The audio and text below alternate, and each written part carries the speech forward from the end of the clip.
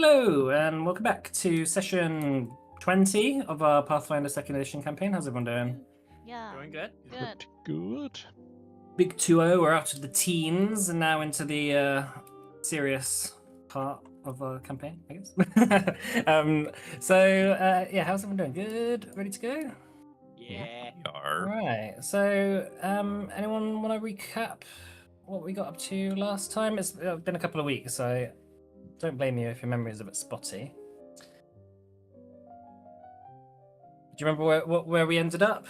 You just had that fight, hadn't you? So yeah, We fought Nautilus. Yeah. Yeah. So we spoke to Marisha, who was the wife of the guy that spontaneously combusted. So he'd gone missing for a few days while diving tilestones, and when he got back, he was being all weird. Was saying some weird stuff, so she left him. Apparently, they weren't very happy to begin with, so maybe it didn't take that much to push her over the edge. I think their troubles started when his troubles started, rather than. Yeah. Oh, it was just that week. Yeah. Okay, maybe I'm misremembering. Mm-hmm. Yeah, you had mentioned they were separated, so I thought they were like separated for a while. No, it was a recent thing. Okay. In which case, yeah, the loving marriage was immediately split up. Apparently he was talking about Warehouse 23, a name which keeps coming up, almost as if maybe there's some hint that maybe we should check that out at some point, but maybe like 7 or 8 more hints and before we do anything about it. When it gets really bad. Yeah. Yeah, he was paranoid that his wife and kids were working with Dr. Hector Hazard, which is a name that came up later again as well. When she was at the market, one of Reza's colleagues called Jacques was there, but he, what we later found out, was acting, not that he didn't remember her, because she was cramping his style. Yeah, because you met him at the docks. Yeah. We went to the house. There was some weird resin under the chair. It was about all the clues that we managed to get from there. Some books weren't burned. Yeah, there were some books that were scorched, but some were barely touched and seemed a bit random. Like we couldn't see any pattern to it. Fires like burnt the words, but not the pages. Yeah. And there was smut. For whatever that's worth. We went and found Jacques, and he was trying to recruit people for a general strike. We invited him for dinner, and A lobster. Go for some lobster.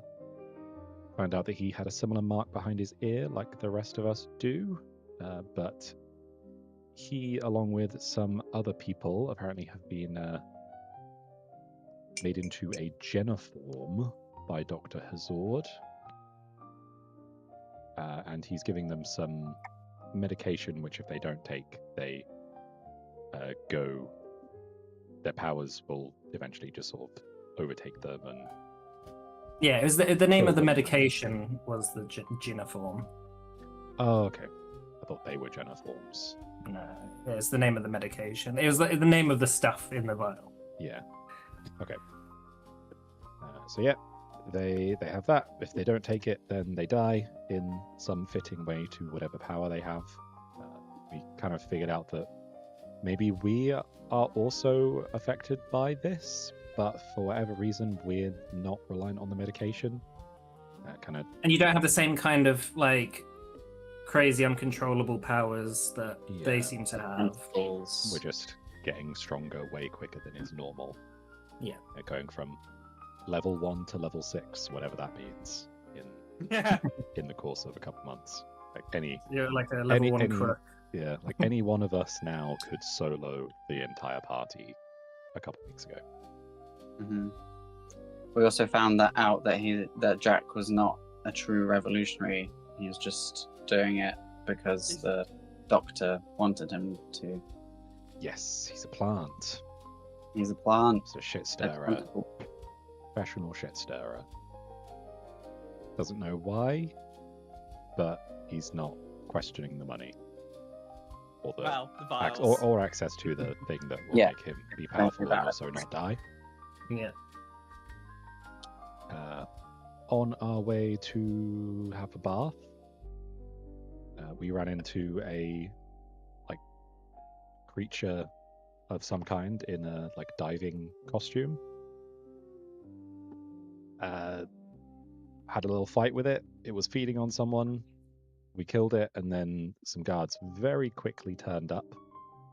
Suspiciously quickly turned up, as if they'd maybe been watching and just waited for us to finish it off before jumping in. Who turned out to be Sir Robert Duval, the master of the hand that we have, and also now I.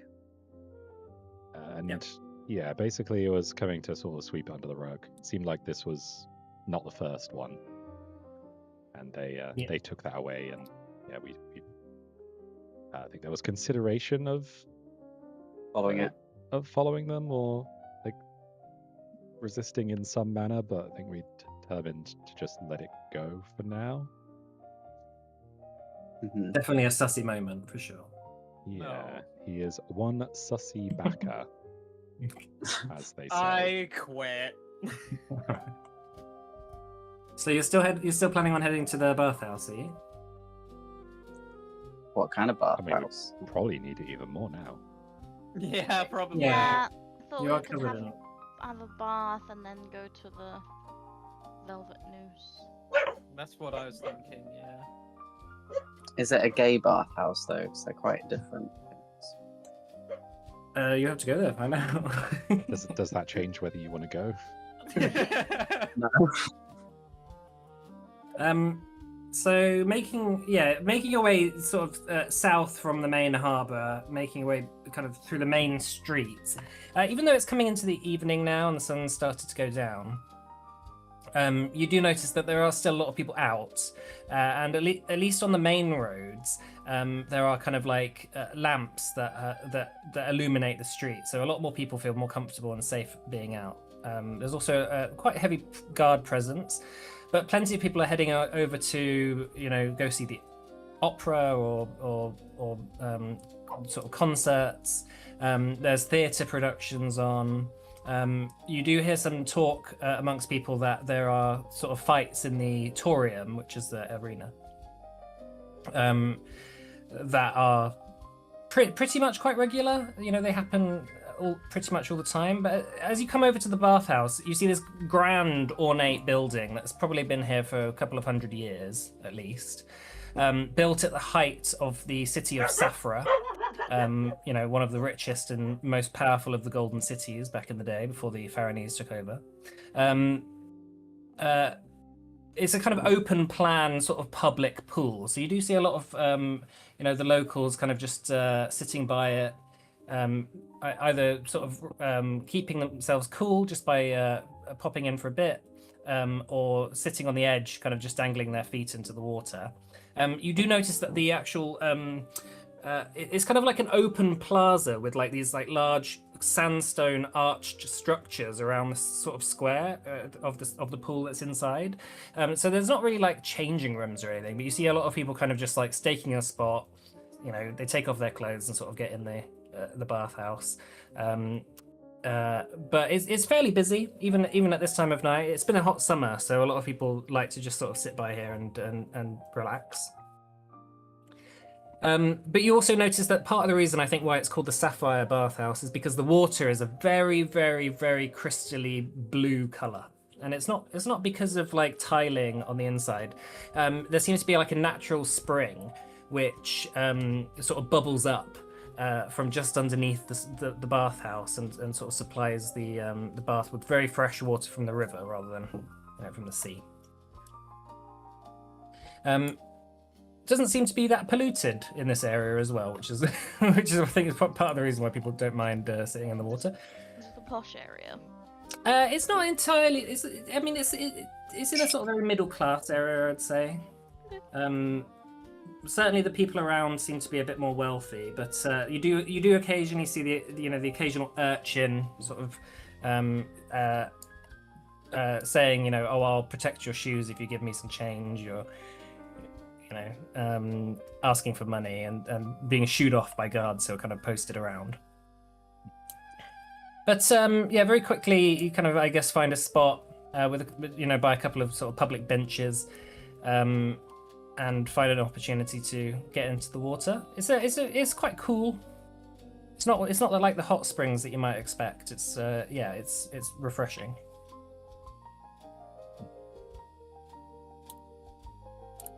As you kind of get into the water, Bourdain, you hear across the distance someone sort of shouting at you. It seems like, "Oi!"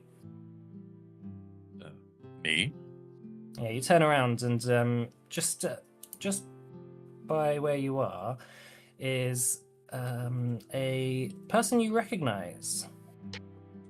You see a dwarf sat with a couple of others, sort of waving over at you, and you recognize him as Fulme Strongpick. He is a bannerman of Moncaprud, your old home. And a colleague, you didn't know him super well, but you certainly passed each other before. Sorry, I missed the name. Fulme. Yeah, I'll put it like that. Me? So you see he's certainly older than when you last saw him. He seems a bit more worn down with age, more well-traveled, and a thin line of grey has appeared on his once bright red beard. He says, "Oh, by the ages!" His eyes kind of widening in shock. He says, "It is you! Get over here, will you?" What the devil are you doing here? "Oh, Bourdain. Oh, Stonebreaker, I should call you, I suppose. We are visiting from Moncaprud. We're doing a deal on behalf of Stone Lord Darzan. Kind of deal. A trade. The Stone Lord finally wishes to get our lovely dwarven stocks in with the rich Faranese. So we're here to negotiate. Didn't expect to see you here. What are you doing? Hanging out with this lot?" And he points over to the clearly non-dwarfs.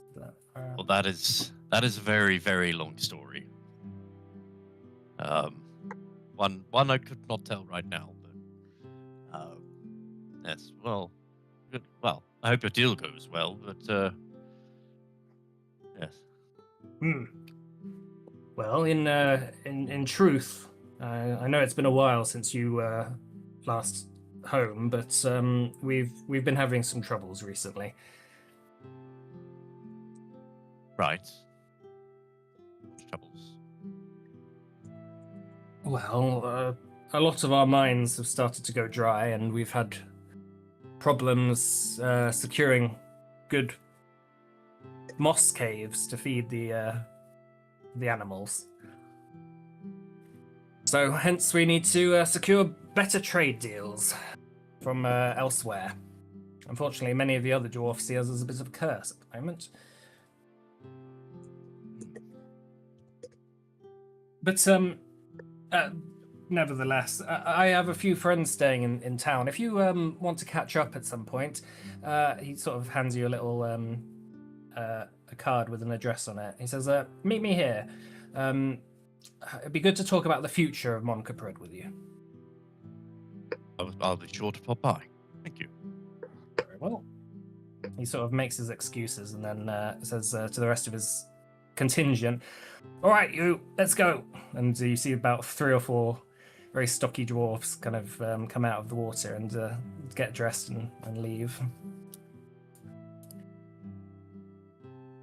Just to return to the group, I guess. Friends of yours? Sort of. Told me, an old bannerman. But, they're a long way from home at the moment. Here to do some kind of trade deal. Oh. Best of luck to them, I guess. Yes.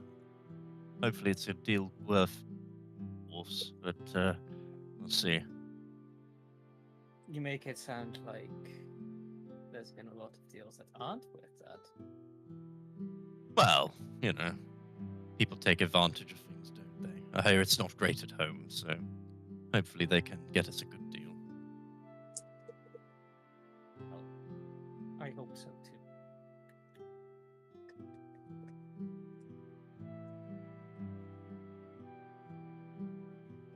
I enjoy the waters.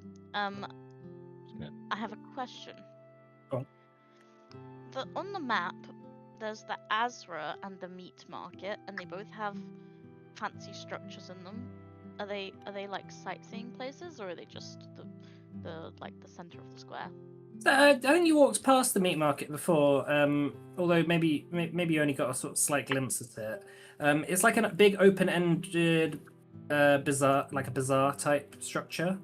So it's like a large circular kind of market where people put up stocks, and it's not just meat. They'll sell all sorts of stuff there, but it's mostly where like a lot of the businesses and restaurants and inns and industry will sort of go in the morning to get their produce. Although a lot of the locals will head down there as well.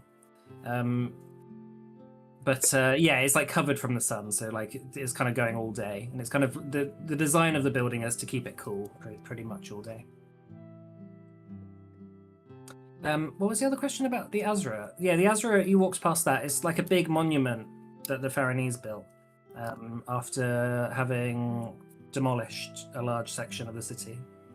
Is it just- like the Eiffel Tower? It's like a large clock tower. Kind of similar structure to an Eiffel Tower, but it's made of stone. And on the top of it is a statue of the king. Cool. Cool. Wilhelm's Um, just sitting on the bottom of the pool. You're sitting on the bottom of the pool. Yes. Oh, water breathing. Yep. Are That's you? kind of pervy to be. Yeah, it is a little bit. Oh yeah. Maybe not. It's like, wow, looking at all the feet dangling in the water. Sitting on the bottom Do of the they- pool, but facing the wall. I imagine they don't let pets in here. Yeah, there's not really. It's like a public pool, so it's sort of like a plaza that anyone can just walk into. That you don't see many animals, but there doesn't seem to be anyone policing who can or can't go in the water. Okay. Marius is delicately trying to keep Danica clean. Danica, I guess, seems quite hesitant to get wet in the water. It's kind of like. Danica, Marius gets some like fruit slices and puts them on. It's a mango. Yeah. Yeah, all right. Trying to give Danica like a spa day. I put some cucumber over her eyes. Yeah. Yeah. Fair enough. But yeah, it's, your time is yours, so feel free to just do whatever you want. Yeah, So I'm gonna start talking. sorry, You go. Okay, I'll go. I'm just gonna start talking about how I kind of just want to go home. That's it. Are you talking Moping about just it. to yourself? No, to the party. Just sort of mopily, because we just got attacked by that thing. You're not having Like, you're not having fun. well, this is nice, but I do have a little flat. Well, yeah, it's not really a house, it's a flat in Demoto Base, and I'd like to go back there at some point just to make sure it's still there. why wouldn't it still be there? Well, because I haven't been there for ages. I feel like it's been a few weeks, right? Are they doing a lot of demolitions or? No, I just don't want anyone to move in. It wasn't in the best area. I'll just put that out there. You do need to be careful about Oh. squatters. I hear that if they stay there for more than like a month or so, it's a nightmare to get them out. Yeah, it's just like above a pot shop. It's not like a fancy house with a big garden, and I've got like a bed and my stuff is there. And there's like a fireplace, you know. It's nothing big and fancy. I just worked on the docks for a bit, so it's near the docks, which is nice. And I just miss it, you know. I like to. It's nice to be where all your stuff is. As someone who lived in a place with a big garden, it's well, a big house with a big garden. It's not all it's cracked up to be. I'll tell you that much. Okay, I wouldn't mind a big house with a big garden, but Yeah, it's overrated. A smaller, well-kept garden, much better. okay, noted. Maybe one day.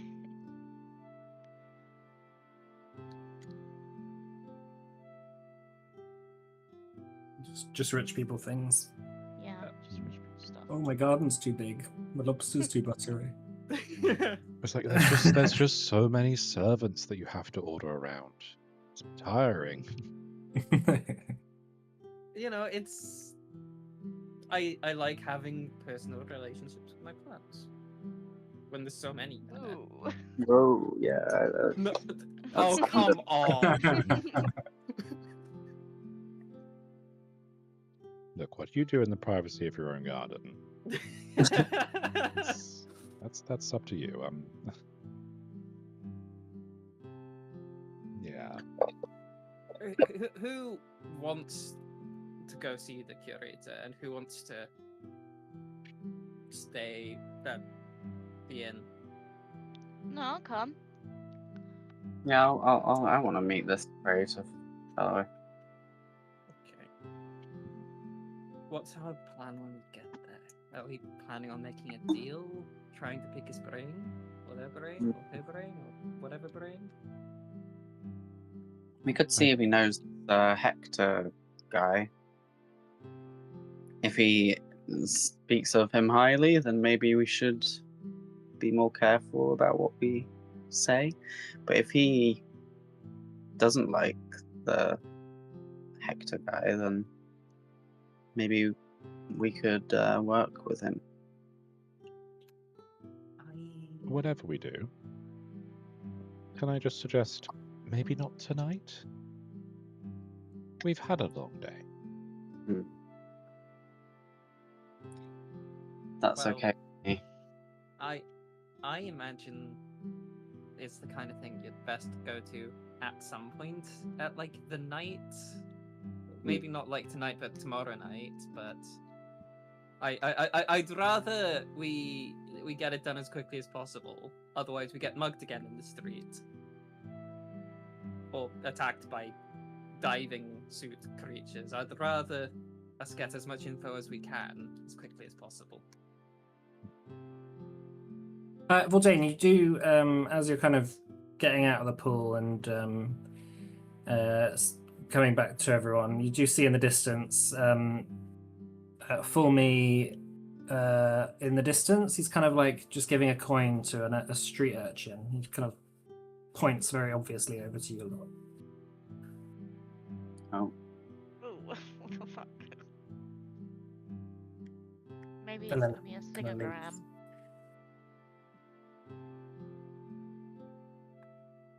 A what? A singogram. That where you get like someone to dress as a police officer and come in your house. Yeah, and like surprise you by singing. Maybe. Doesn't have to be a police officer. Anyway, that's just your. That's just what you saw. Is that the business model where they essentially want you to pay them to leave you alone?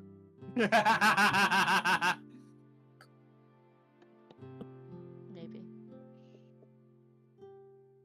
So that's what it takes. is the street urchin coming over to us now? Or? No, it doesn't seem to be. Just Okay. go and ask them what they.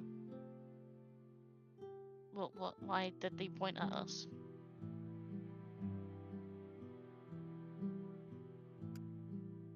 Okay, I'm gonna go and ask the street urchin. All right. I guess you walk over to very scruffy-looking young boy with kind of like dusty, kind of white blonde hair, sort of dirt all over his face. As you kind of walk up, what are you gonna say? That man just pointed at us and gave you money. Why? No, he didn't. Slap him. Yeah, slap him. All right, make an unarmed attack. Oh my Are god. there lots of people around? Yeah, it's like Okay, I'm not gonna slap him. Um, I'm gonna threaten to slap him. I could offer him a drink. What what would be the drink that he most desires right now? Are you just like pouring it? It's a solution to everything. Make a diplomacy check.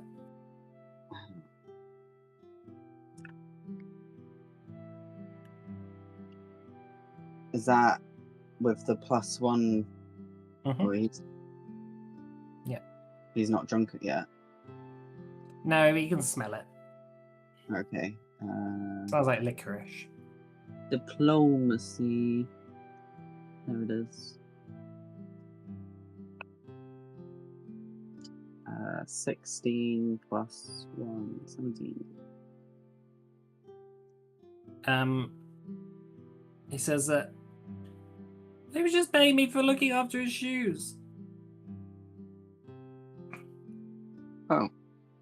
Why did he point our direction? I didn't see that. Okay. He just drinks the drink you gave him. I'm gonna offer him a gold. His eyes widen at another gold being offered to him.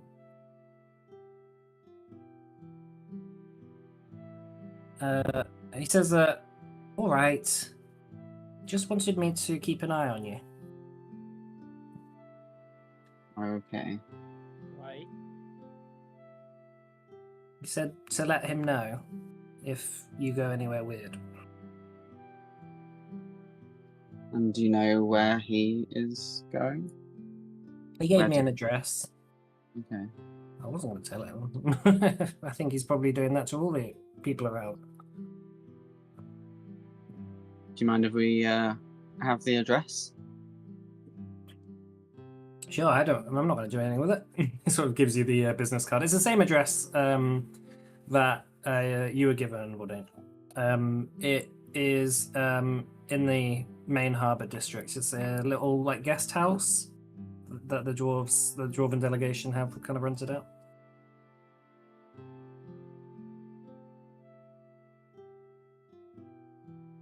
Okay. Thanks for the gold, mister. He's going to start leaving. Well, spend it wisely. You see, like he's got 2 big gold coins in his hands. And he goes over to all his mates and starts showing them off. They just start fighting over it. Are we not going to the Velvet Noose now? I think we should still go. Wilhelm doesn't want to go. I mean, I don't particularly need to rest. But I don't know if we should split up. I wasn't expecting a fight. I thought we were going to do some gambling. I thought we were just going to make a deal with the crime lord, you know. Yeah, that could turn into a fight. I've heard that criminals generally. Yeah, that's true. Not but unless probably we won't- have something that he might want. Information. Do you have maybe. something? Oh, I see. As far as he knows, he was just having a box full of something shipped to Warehouse 23. He might not know anything else about it. People like him. Yeah, he doesn't really have a reputation. Like, you know this, Marius. He doesn't really have a reputation for like killing people. So. Yeah, Like he's like a guy you go to for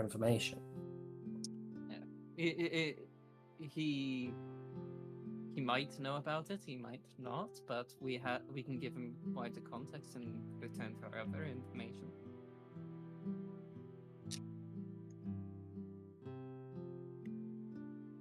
I mean, we could see what the rest of the party think, but I'd be up for going tonight. Yeah, same. Well, I mean, if you want to go, then that's fine. But yeah, I'm just concerned about our resources. I don't know what might happen. Well, if we're casting spells and the like, we're probably rumbled anyway.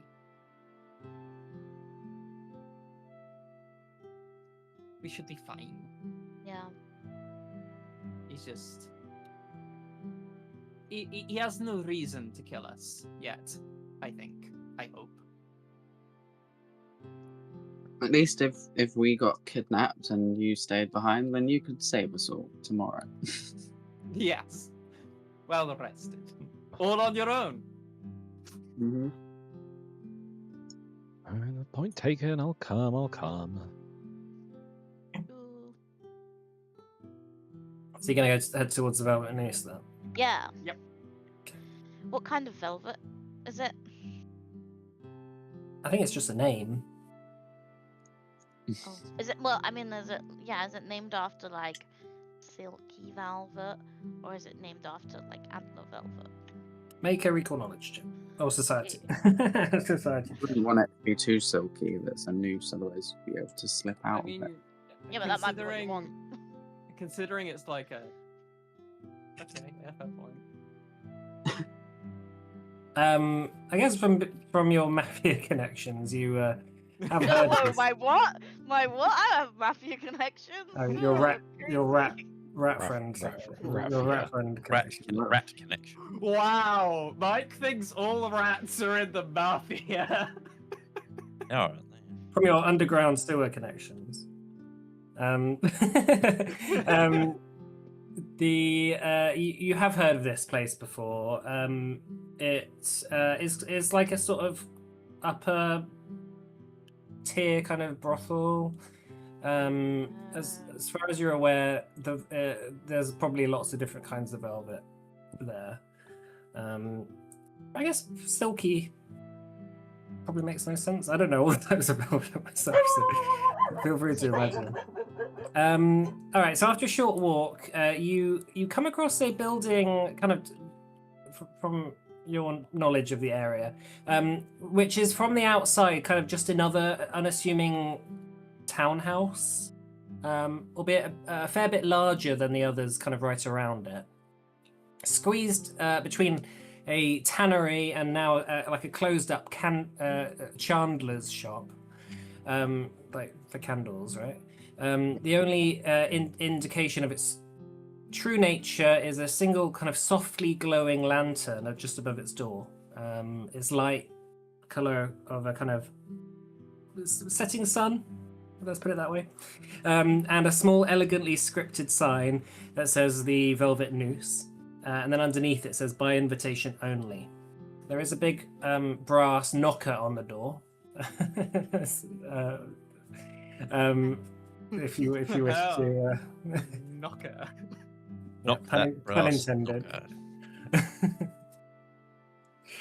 What are we gonna say, guys? Have we gotten an invite? Not really. Should we just sort of knock and say, we're here for some magic gravel? Or just to make a deal with the curator?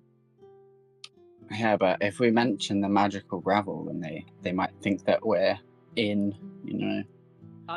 Or blackmailing them. Or that, yeah, it could go either way. I see. I think we keep all of our information that we've got Right. close to our chest until we Yeah. need it. What have we Need got? to tell him What- anything we don't have to tell him. You know, because anyone could come knocking and say they want to make a deal. Like we got to have something we're willing to. I guess the information you said. Yes. What information have we got? We could bring up Warehouse 23. They could consider that blackmail too, I guess.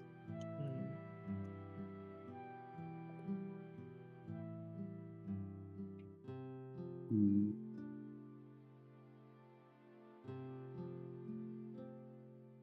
He'll probably be fine. He's probably friendly, right?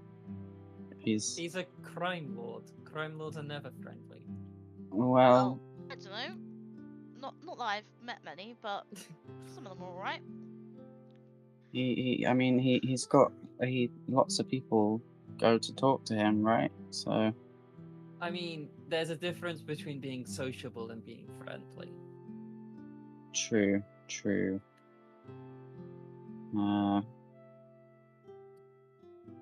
Well,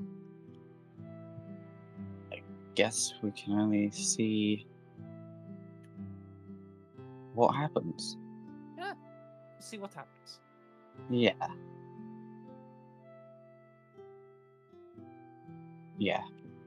Marius knocks on the door.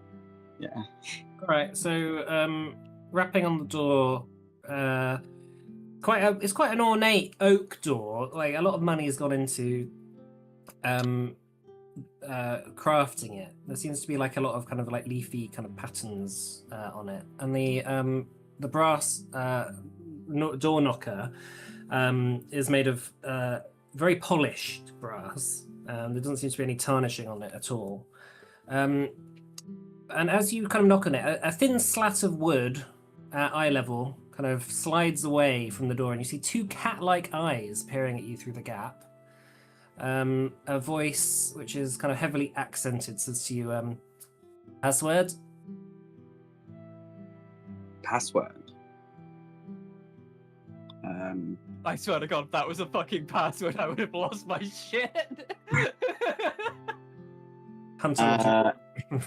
I think I might have memory damage. What was the password again, guys? What do we think?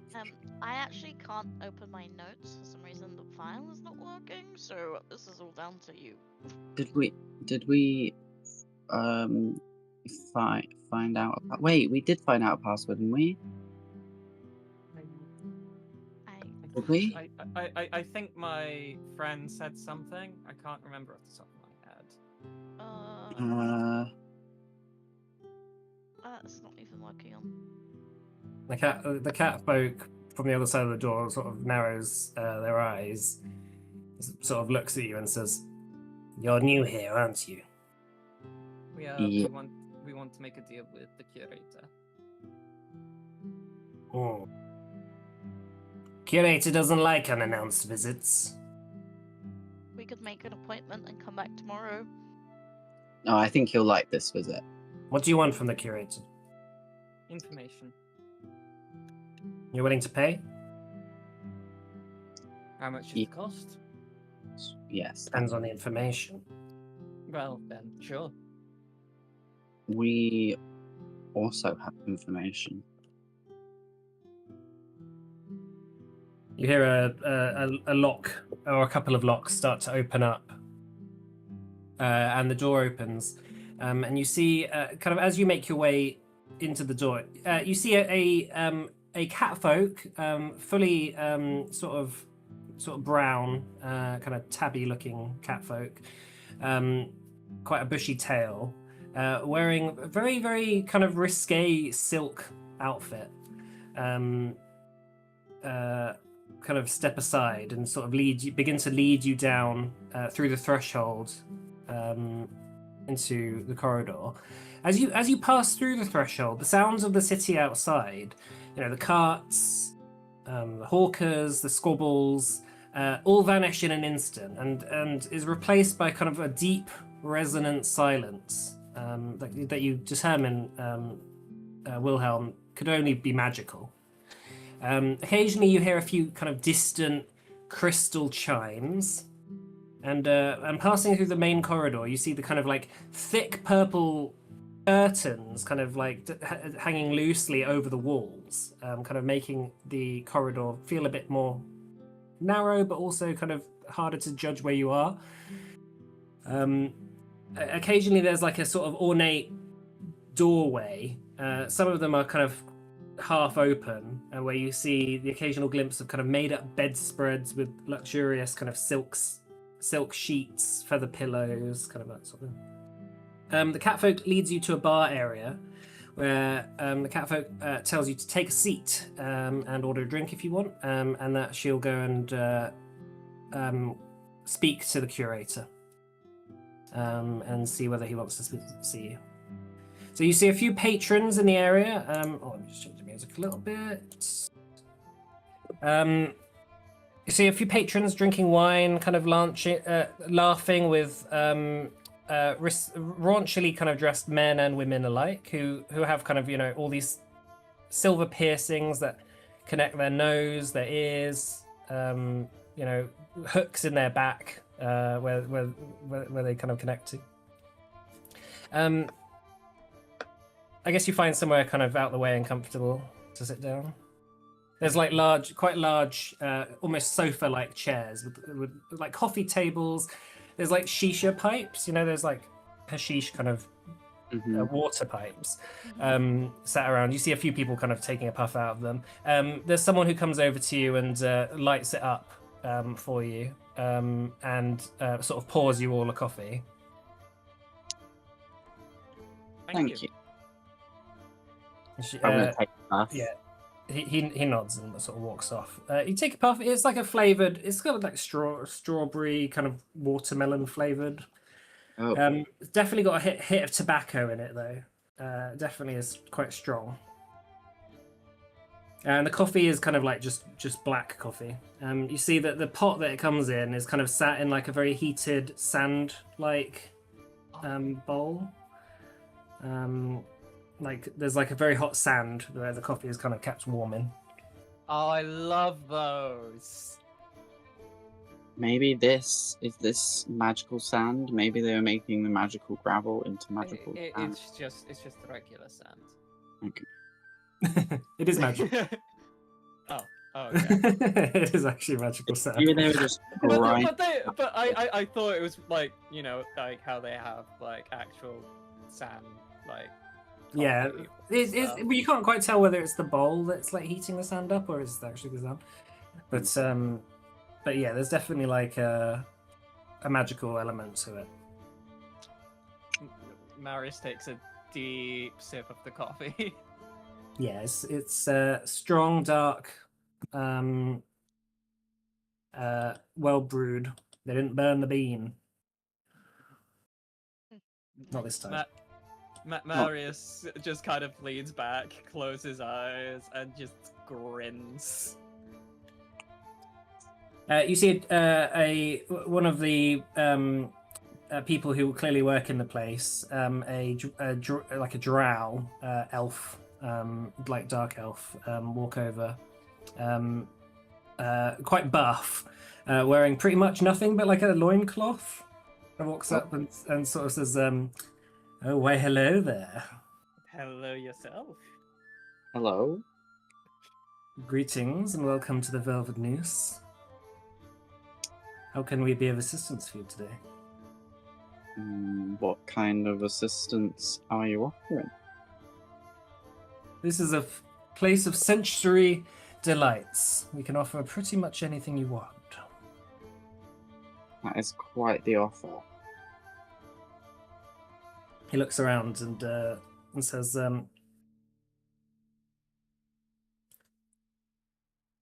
but I see that you're all new here. None of you are locals, I presume? I have a place. I've lived here for a few months, but... And we've never seen you before. What a shame. What a shame. You hear someone whispering from behind the bar, and the figure kind of turns around and says, "Ah, you're here for the curator, not for the other things." Well, Maybe yeah. later, eh? Yeah. Well, then I will wait with excitement for all of you. I think the curator's ready to see you now. Ah, I can do all of you. Only a slight discount. Slight discount. Wilhelm's just going red. Yeah, he points you down a corridor that has kind of like an iron door, which is like sort of slightly on its hinges, leading to what seems to be some sort of office. If you want to go over that. Yeah, sure. Yeah. No point in waiting around. Okay, so making your way into the office, you see a kind of it's strange. There's like it's very dark in here. There's only a kind of like a bright light from behind the figure sitting at the desk, which kind of like causes you to sort of squint your eyes and only see kind of a silhouette sat before you. As you kind of take a seat by his, he says, "Please have a seat," and he sort of directs you over to sit down on a kind of sofa. Can I He's- detect an accent at Yeah, he doesn't seem local. all? Okay. Make a perception check. Okay. 19. It's hard to place it. He seems to have a mix of accents from all over the place. Although he definitely doesn't seem to be human. Okay. What does he look like? Oh my god, I swear if he's like the shop guy, Velen. Is that his Thessa. name? Thessel. I swear to Thesson. God, if he Thesson, I swear to God, if he winds up being him, I'm gonna lose my shit.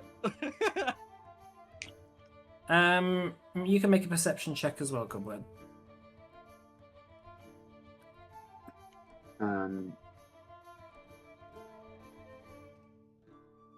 wow.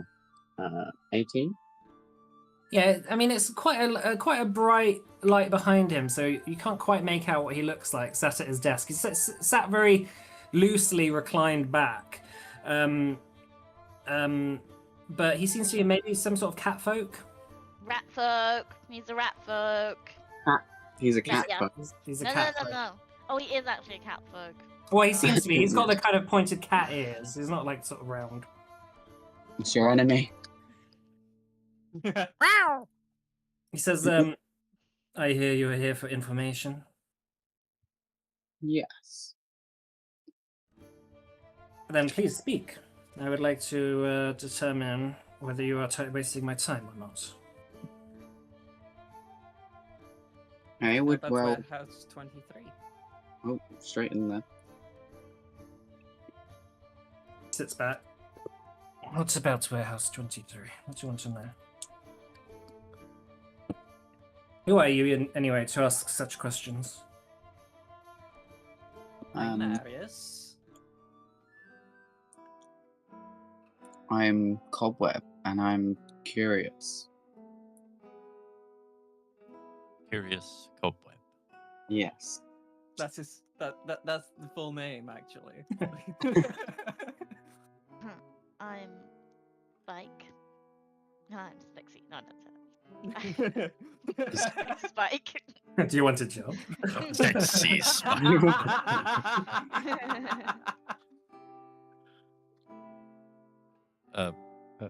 I'm Vordain. No, nothing before that. Black Bourdain. Vicious Vordain. Oh. Oh. I'm disappointed that I couldn't give myself like a word now.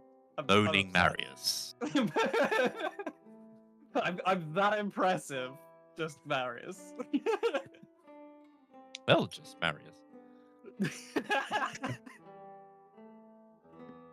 I'm Wilhelm, the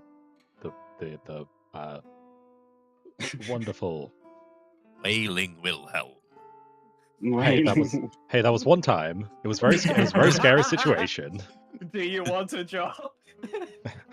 No. You're a very curious collection of adventurers. How did you all meet? Would you like to collect us, huh? I'm the curator. Oh yeah. I curate, and I have an interest in people who are interesting. Certainly, you are not. You immediately strike me as people who are not like everyone else. You're very brave to walk into this place and just ask for me like that. Well, yeah, we are brave. We are the brave bunch. That's your That's- group name, is it? Not our It's group not name, our but name. No. They were- No. The Bravey I'm Bunch. writing that down. Veto. um, well, you see, we've been put in a peculiar position, because we have these. I'm gonna show him the scar behind my ear.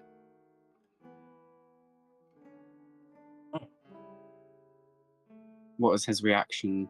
Like, It's hard to it's hard to tell because he's because all you can kind of see of him at the moment is a bit of a silhouette. It's very hard to tell from like his reaction. He kind of just is clearly thinking. You see him kind of reach into a drawer and take out a pipe and start to light it. There's something very strange about his hands, however.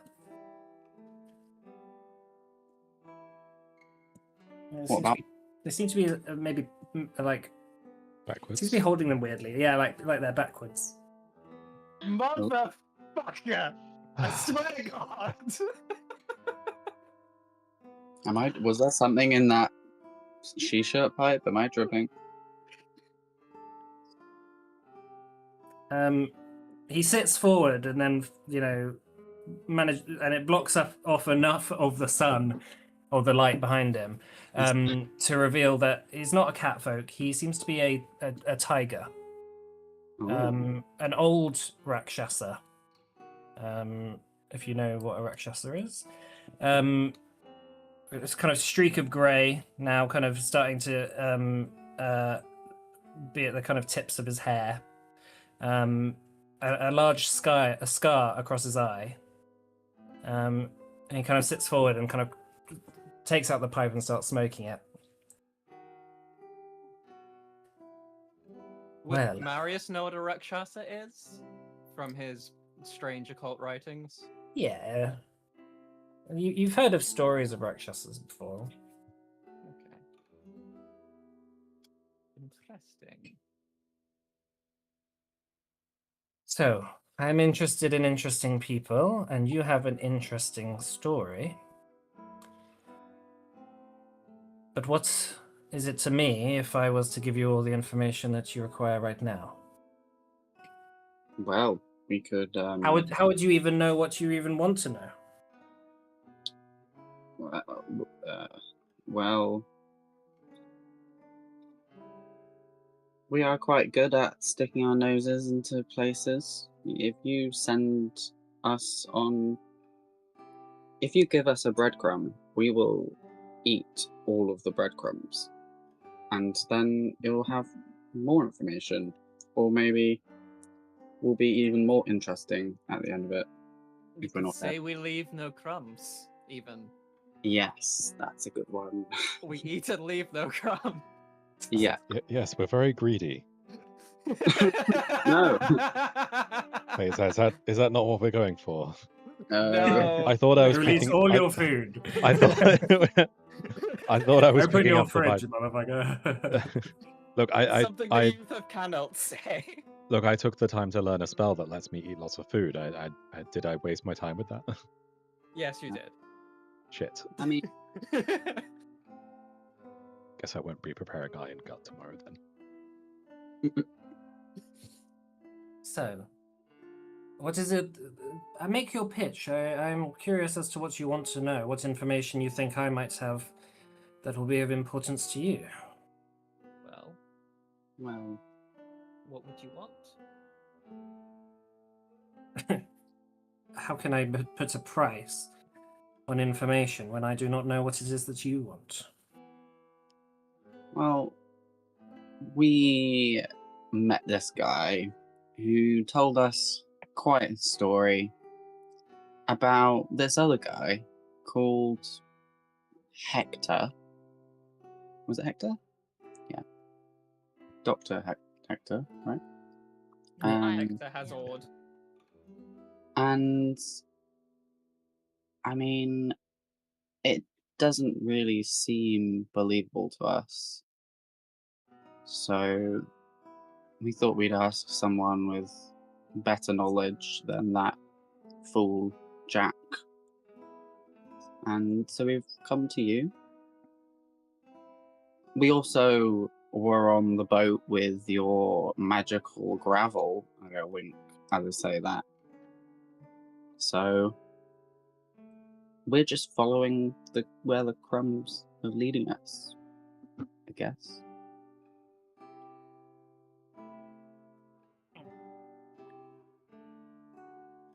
Also, But what we were told was that they were the ones who did whatever it was behind our ears, maybe to our brains. And he's handing out some oozed substance, saying that it's medicine and killing people along the way.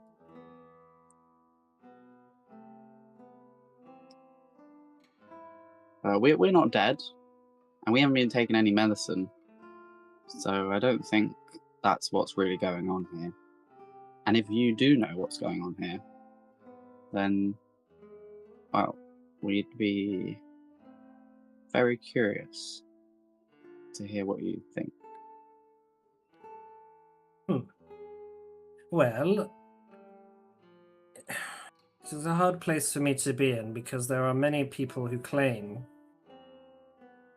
that they are not affiliated with the Institute of Magical Planning who turn out to be strongly affiliated with them. Is that the people in the magic guys Yeah. in the? Yeah.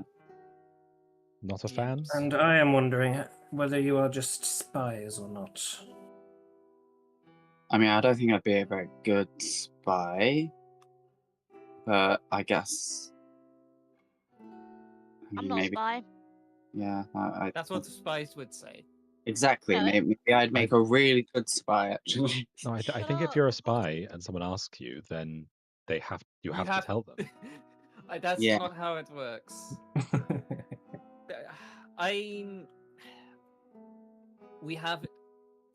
can't speak for us all, but a fair few of us have an interest in the common good. We're not interested in whatever the fuck these bastards at the IMP are planning. I don't think they would want me as a spy. I'm not that type of person.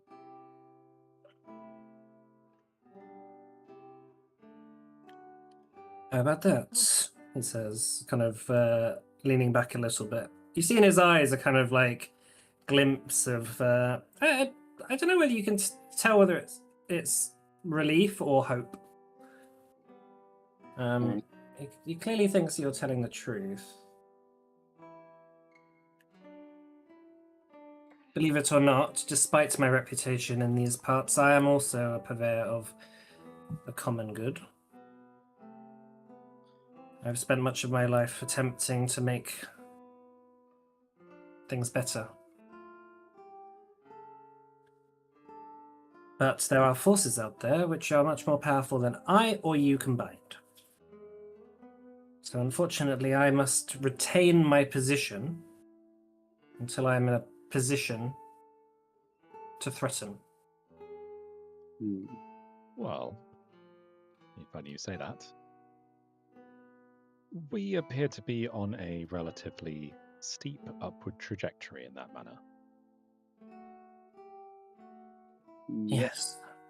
I must admit, certainly the experiments which the IMP have been carrying out of recent have piqued my interest.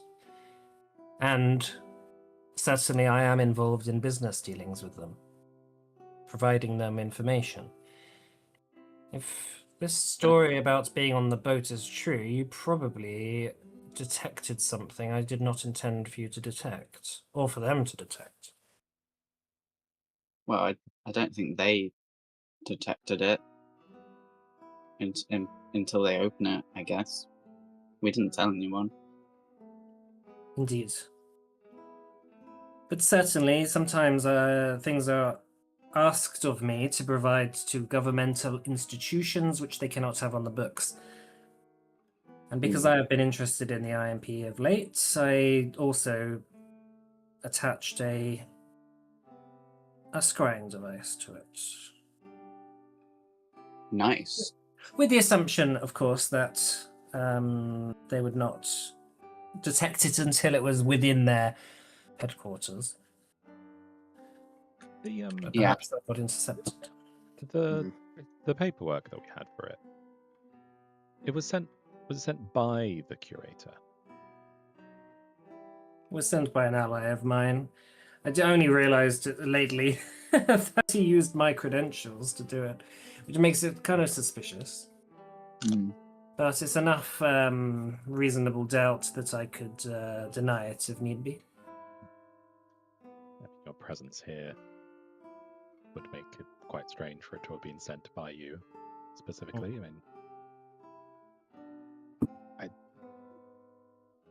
I mean, it'll be odd. I have to say, I do not usually give out information for free in these parts, but your naivete has given me some hope that good people still exist.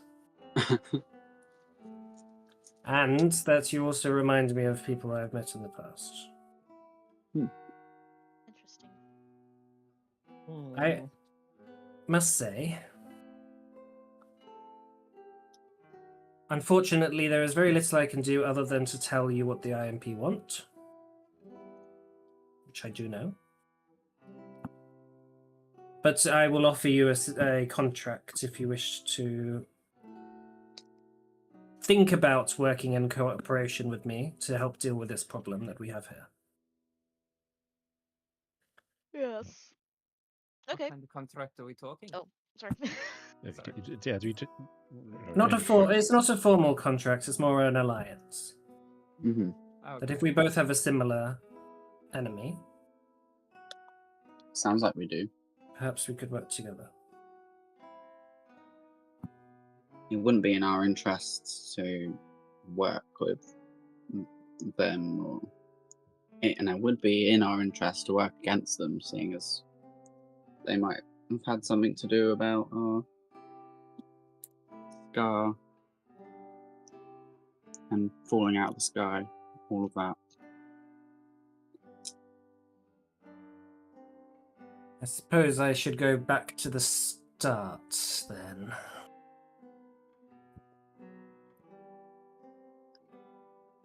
This might sound strange, if not unbelievable, but believe it or not, I have been around for a long time. I believe it.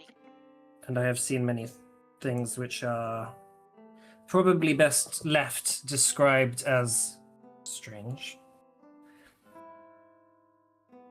But I recall that a while ago I had a friend who told me a tale of creatures who existed in Orthaid, deep underground. They were psychic humanoid beings who spread like a disease for a short time before being wiped out in a war with an organization which best remains nameless. My friend had told me that these so-called beings had come from a future where they had taken over the world, and this friend had been warned by his future self that their destiny was to find and destroy those beings before they did so.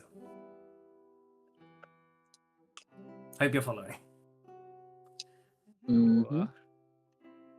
Since I have come to Eshmelan, I've been curious about stories of the Vesics. I don't know if you know about the history of Eshmelan, but 500 years ago there was a part of the Golden City, as the Golden Empire at the time, which was taken over by these psychic insectoid creatures, which have only been named as Vessex by humans. Whatever their true purpose or name is unknown. Can I make But- some kind of check? Yeah, you can do a recall knowledge check. Occult's fine, religion's fine, history, society, whatever. 29. You've heard of this. So, if we go to the map, Eshmelan. So Zandaran, this place here. This used to be a country, well, a part of the Golden Empire, which was overtaken by like insectoid creatures within a matter of weeks. Like it was just an unstoppable flood. And there was like a big panic and loads of people escaped, but most died. And then suddenly they stopped at this river. So ever since, there's always been a bit of a paranoia that they could, always cross the river and attack. But they have since not even been seen. Any attempts to even go to Zandaran, like no one's ever returned from it. And additionally, any flights and skyships that have gone over there have crashed or not returned. So no one quite knows what's actually happening there.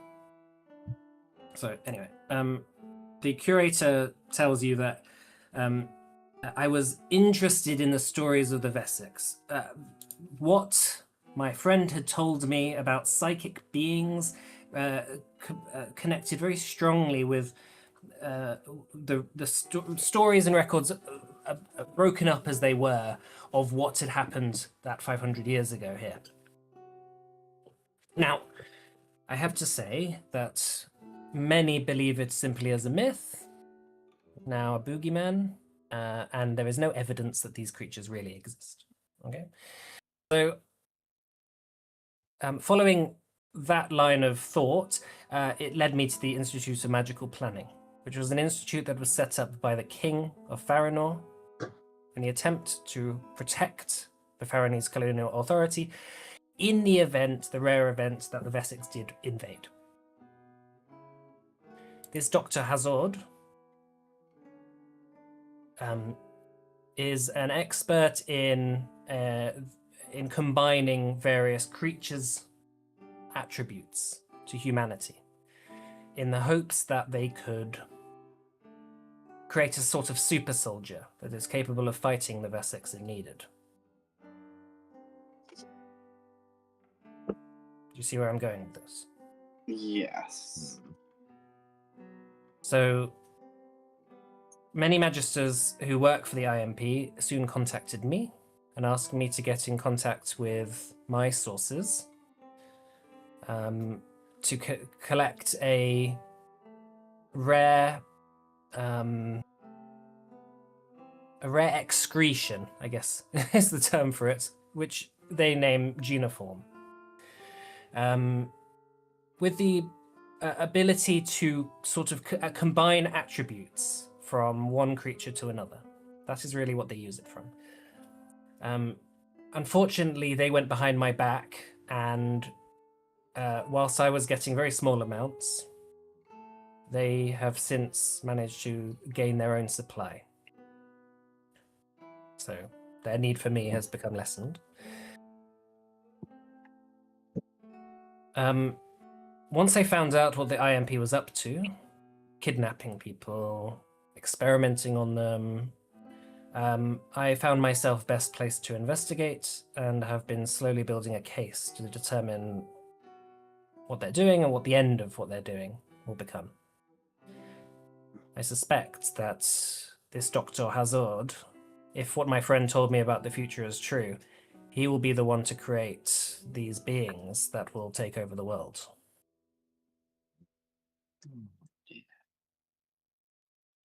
Did these beings have a name? They were named. They were called Mind Flayers by the people who had dealt with them before, but they are not. Knew it. They are not local to this to these parts, as far as I'm aware, they've just been wiped out since. And they actually came from this kind of spaceship that came from the future, that crash landed in Orthaid. So So is the idea that they were, or well, not were, but will be created here, Mhm. then, yeah, Lord knows what happens. Maybe a million years goes by. They evolve, then travel back from the future, having evolved with this set of conditions being set up, and then cause problems. No, the idea is that what my friend had told me is that he had his future self tell him. It's confusing, I know, time stuff. That these creatures just by accident came back in time. That that they actually succeeded in taking over the world, and that it is our responsibility to find some way of changing that future. So the ones that came back in time are separate to the ones that took over, that may take over the world in future. Yes, they aren't in any way related to creating them.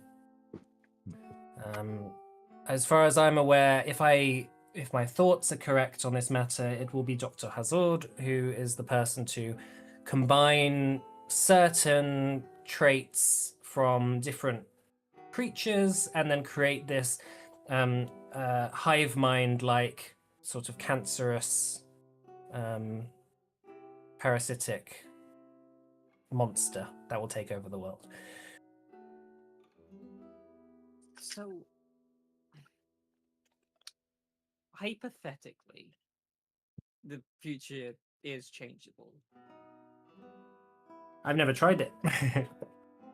Okay, but if the future This is my first time. if the future's changeable and people are coming back to warn us about it, if we changed the future, they would have had no need to come back to warn us about it. Meaning they didn't come back to warn us about it. Unless he's come back despite it having been prevented already, to ensure that the steps that were taken to prevent it are taken again. It's I suppose it isn't really worth thinking too hard about. It will hurt your brain. It's hurt mine, certainly. I If think there it's- is any chance of changing the future, though, we must take it. And my plan, the reason I put the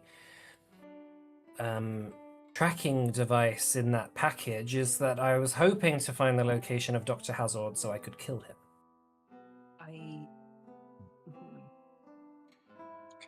Okay. Just I to put all my cards on the table. I think killing him would be great. Is Yeah, he same. very powerful? He is just a doctor. He has not partaken in any of his own experiments, but he is the only person I can tell that is capable of causing this future. How Okay. do the imps tie into the authorities in this city? They are a organization which is not very well.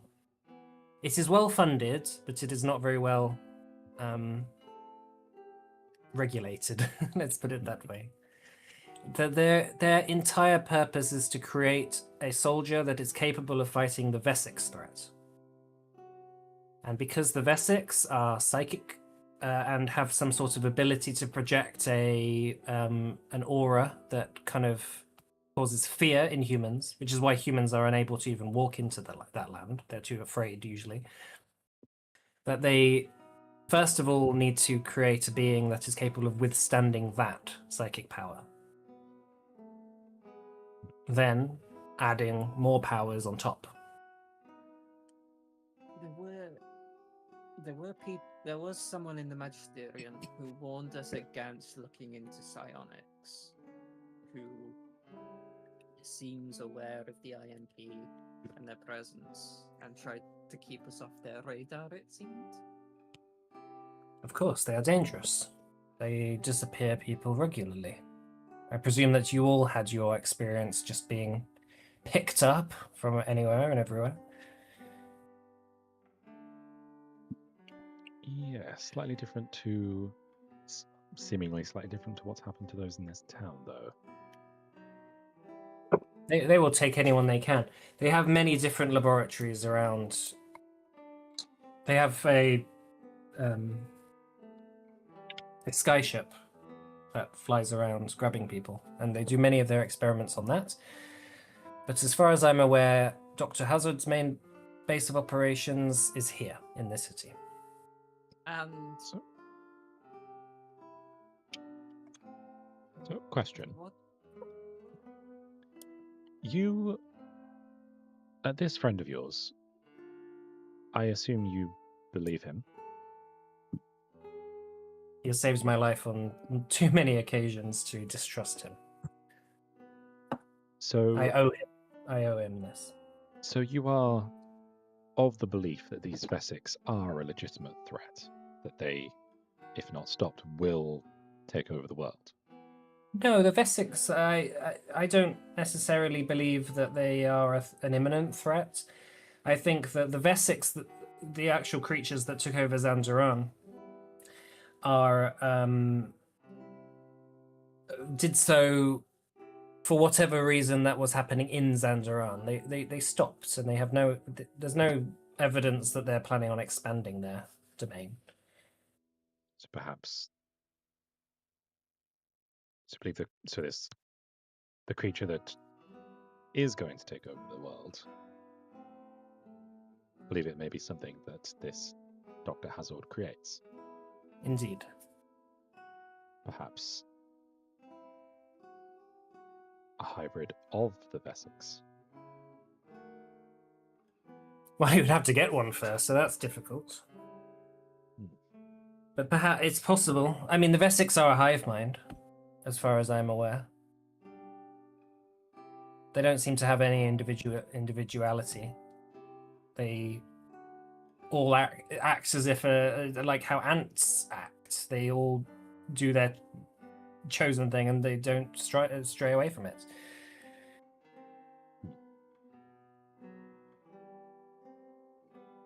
And as far as the evidence suggests, the control point for the Vesics is somewhere within the jungles of Zolta. But that is where they came from, and I have no idea what it could be like ever since.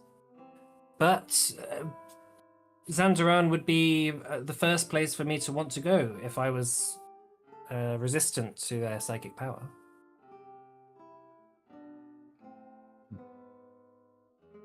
What else do you know about Zandaran? It was one of the wealthiest regions of the Golden Cities, of the Golden Empire. It was their breadbasket, lots of arable land, and the destruction of Zandaran was part of the reason the Golden Empire fell. All the cities became their own individual cities, and part of the reason why now the Faranese are so easily able to take over the place. Looking to the party, do we think that we might be immune to this? I don't see why you would. Well, there was the whole thing in, with the amulet and the mind control.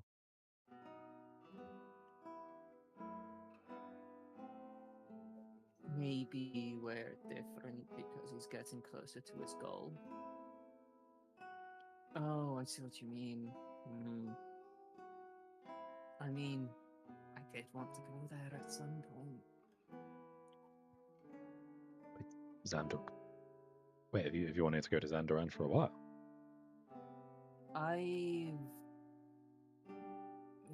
I've told you about my boss.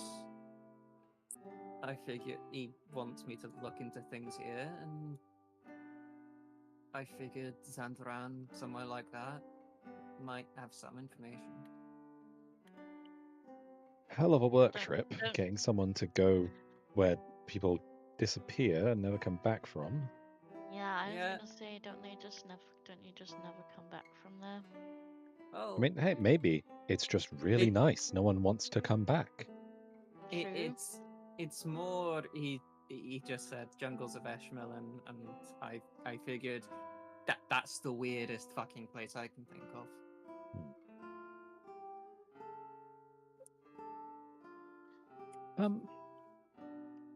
Sorry, I feel weird continuing to just call you the curator.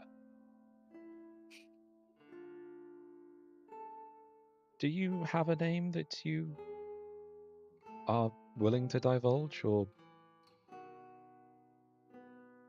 He sits forward and says, "You can call me Tarash."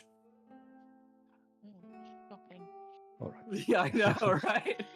Does he have a kukri on his waist at all? You can't see his bottom half at the moment. He's that kind of Yeah. text. But... I find that So funny open and because of honest. Kadzil. Oh god.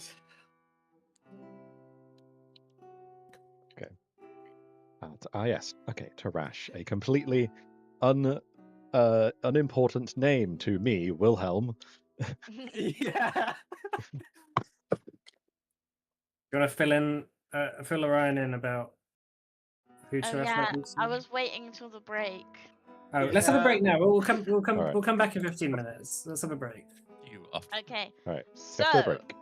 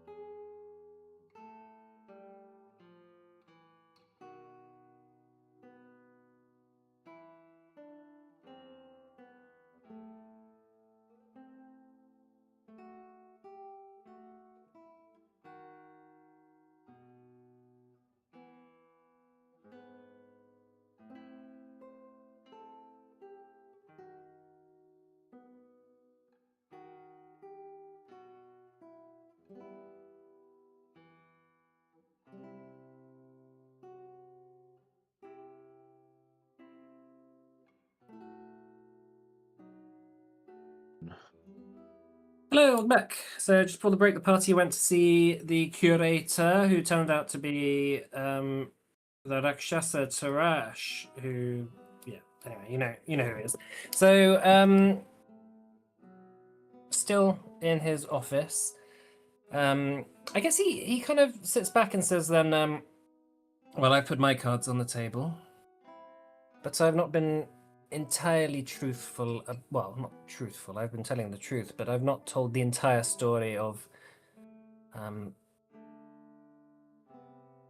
a lot of my other issues that I'm also working on. That I suppose if we are to enter into a collaboration, presume that it is best that you know. Yeah. Mm-hmm. So, other than what I am doing for my friend, I have my own project which I am working on slowly, which is coming along. To put things short, for many years there was a great evil which lurked in the shadows of this world, which corrupted and destroyed life as it saw fit. This being, one whom I often refuse to utter the name of, but I will use his name for your information, Neruzatar, had in the past ascended to godhood in a vile ritual before he was later destroyed. I came to Eshmalin in the hopes of finding Neruzatar's phylactery, so that I may put an end to any potential threat of him for all eternity. Some information about what I was up to. So I came to Eshmalin with my wife, Isolde.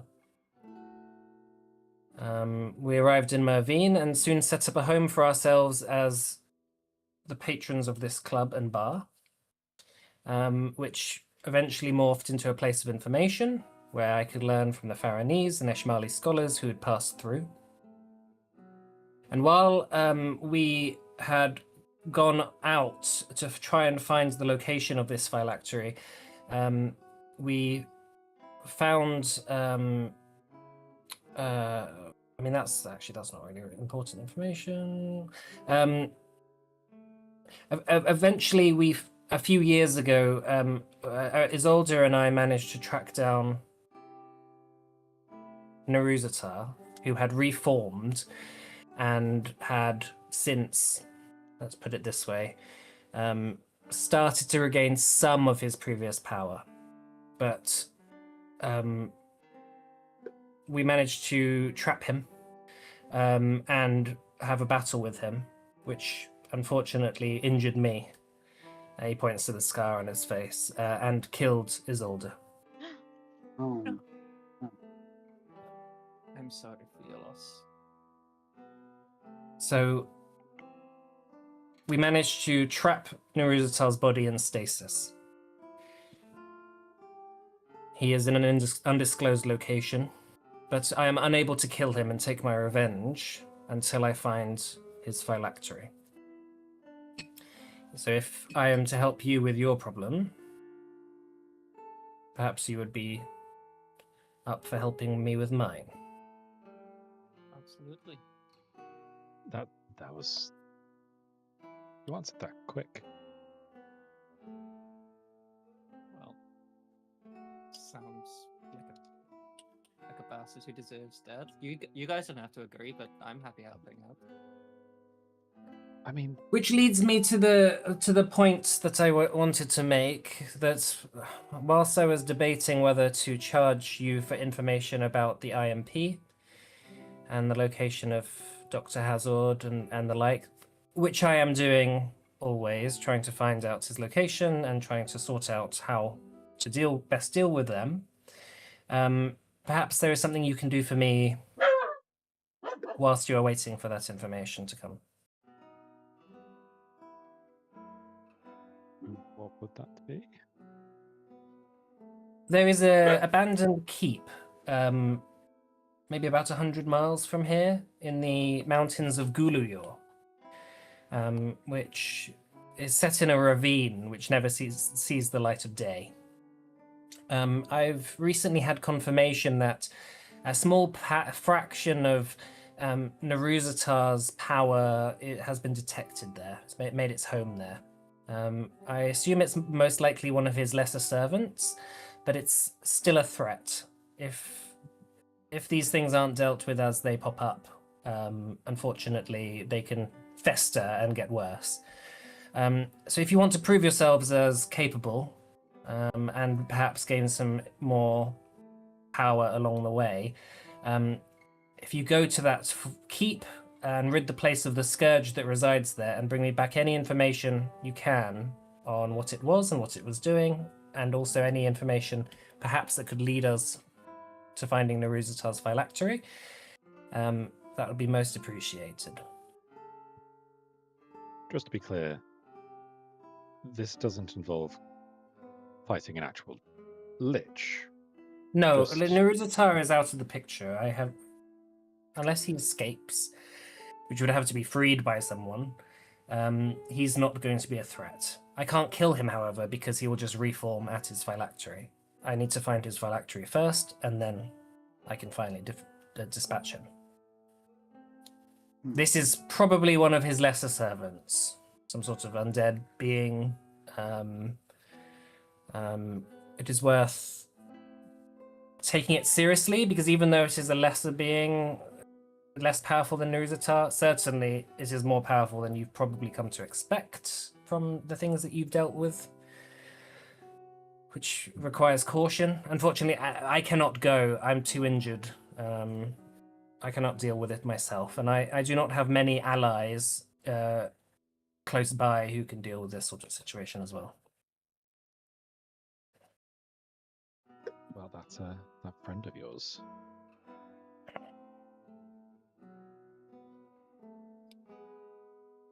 That friend of mine is busy with many things. This is a minor deal for him. Naruzatar is a minor deal. It is not dealing with Naruzatar, but it is dealing with, if you get your best soldiers to go play whack-a-mole, they can't do the really important things,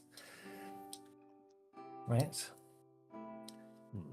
Right. So unfortunately, until you rank up a bit, you're gonna have to do some whack-a-mole. Right. It is simply I cannot pay you particularly. I can help you with stuff here and dealing with the IMP, but this is simply a favor to me. That's all I can ask. Well, you didn't pay for the information, so this can be part of that. So if I show you on the map, this is Narkoth.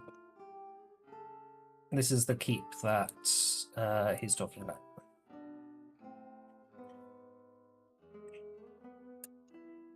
Where? Narkoth. Oh, I see. You see this arrow?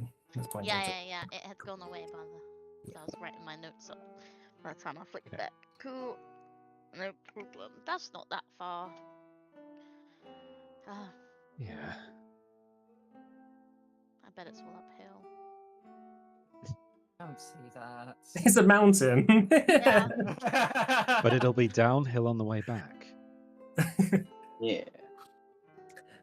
Because of Naruzatar's power, parts of the forest nearby have become slightly corrupted. So you may see some hostile forces in the region. It is seriously not a huge deal, but it's the sort of thing that if you don't deal with in a year or 2 years' time, it could get bad. I do not know what kind of being this is. It could be one of his soldiers. It could be a vampire. It could be... A vampire? You've heard of vampires, I'm sure. They're Yeah. real. They are real, yes. Red And they do I- tend to like keeps. So if you are concerned about vampires, perhaps bring some holy water and garlic and a steak What's a, and some what's a sunlight. vampire? I've you know, never heard of a just- vampire before. I mean, just because they're a vampire doesn't mean that they're up to anything nefarious. I heard I that they mean- sparkle. What are you talking about? Oh, Heresy. they sparkle like the moon or like the sun. Like a shiny rock, was it? I can't remember. Cute. In the I book. think that's a myth. They don't like sunlight particularly. It's hard to determine whether that's true or not. Maybe they don't like it because they sparkle, and they find that really embarrassing. Yeah, it's not very goth. is it? I am so evil and dark, but I am sparkly like a. Just to be should. clear, if we see someone that's a vampire, it's not kill on sight. That's not reason in and of Oh. itself to be suspicious of them. You're No, No, really... you're being a bit suspicious yourself, Wilhelm. Yeah, Wilhelm, are you a vampire? Wilhelm, do Well- you need to tell us something? No, but other people are. Has anyone got any garlic? Can Throw I it at look Wilhelm. I have got natural medicine. Can I like look through my pouch to see if I've got any medicinal garlic to throw at Wilhelm? Sure, you probably do. Can I just throw like a bulb of garlic at Wilhelm's face? That's not how it works. How do you know how it works? How do you know how it works? Because are you You're a gonna be vampire, aren't are you gonna be weird about this? Yes. Yes. Have until you you've never admit met- the truth? Have you never met Oh, No. none of you have. By the fact that I've not been trained Really? to death. Are you actually a vampire? Well, there's loads of them in Adana. What? You haven't denied it, you know. Wait. Oh, Is shit. this actually Plot common point knowledge revealed. that there's vampires in Adana now, or is that just? I Or is think that the just- whole immortal elf is common knowledge, but calling them vampires is probably a bit of a slur. And can we stop saying? Can we stop using the V word? Oh my god, you are! Oh Look, my I God. it's I mean I feel weird starting to be like, oh no, I'm not a vampire, because it acts like there's something wrong with that. I think you're an elf. You're half elf, not half vampire. I know I'm that they not- both live on Adana. I am not Well- confusing elves and vampires. Okay, Oh, you've sure. got me using that word as well now. Are you like half immortal elf then? Well, my mother is. Okay. So your mother is an immortal elf? So you're quarter? Yes. Do you burn in? Well, you haven't burnt in the sunlight. Why don't you burn in the sunlight? That's They That- also that's- don't. that's Your an mother that's an is- offensive stereotype. Your mother Marius, is you an can't just immortal- ask why people aren't burning in the sunlight. Cadell just told us that you don't Yeah. like the sun. Do you want to ask Cadell what the distinction between what he considers vampires and Yeah, what's the Immortal difference, elf? Cadell? vampires are evil creatures created by Naruzatar's magic Okay. to drink blood, using the powers of to try and create immortal elves, but failed. So, like, people call immortal elves and vampires the same thing because there's a few similarities, or there was an attempt. Because they're racist. Okay. I mean, you use the word. I mean, I didn't know. I mean, it may be an elf that happens to also be an evil vampire, but it doesn't mean they're an immortal elf like from the gloom. You see, there's a difference. They Aren't- both drink blood, but that's the way their similarities kind of end. Do you drink aren't blood? immortal elves really rare? I look at. I mean, not that Quite- rare. They're quite rare. How old is your mum? It's probably like 1 in 100. You You're not don't. so old. You don't ask a lady how old she is. I didn't. I asked you. And I am don't that ask her. You It's don't also- know how old your mum is? I mean, it doesn't matter beyond a certain point. I mean, if my mum was like potentially ancient, I feel like I would be asking her questions like, "Hey, what have you seen? What can you tell me that history will tell me, but in like a completely wrong fashion? Like, what do you know that other people don't? You know?" So I mean, was she hasn't. there? I mean, she hasn't really been on this continent for most of that Oh. time, or that continent. It's this plane. Was she there from the beginning, like when the giant rat constellation came out from the sky and gave birth to the world? What the fuck are you talking about? Yes. That Yes, big she was mama there. rat who lives in the sky. Yeah. Marius is looking like extremely weirded out, and it takes a lot to weird Marius out. Yeah, You like look are very strange, you know that. Tarash says. is I, like the eyeball of the first rat. I knew we were strange. I didn't know how strange. You never really asked. Well, I I I feel like most people aren't asking, "Hey, do you have a religious myth about a giant rat Myth? constellation?"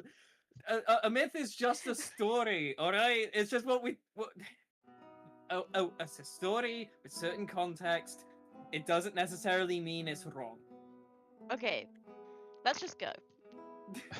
Shall we Uh, go? I do have one last question, but you guys can go ahead if you want.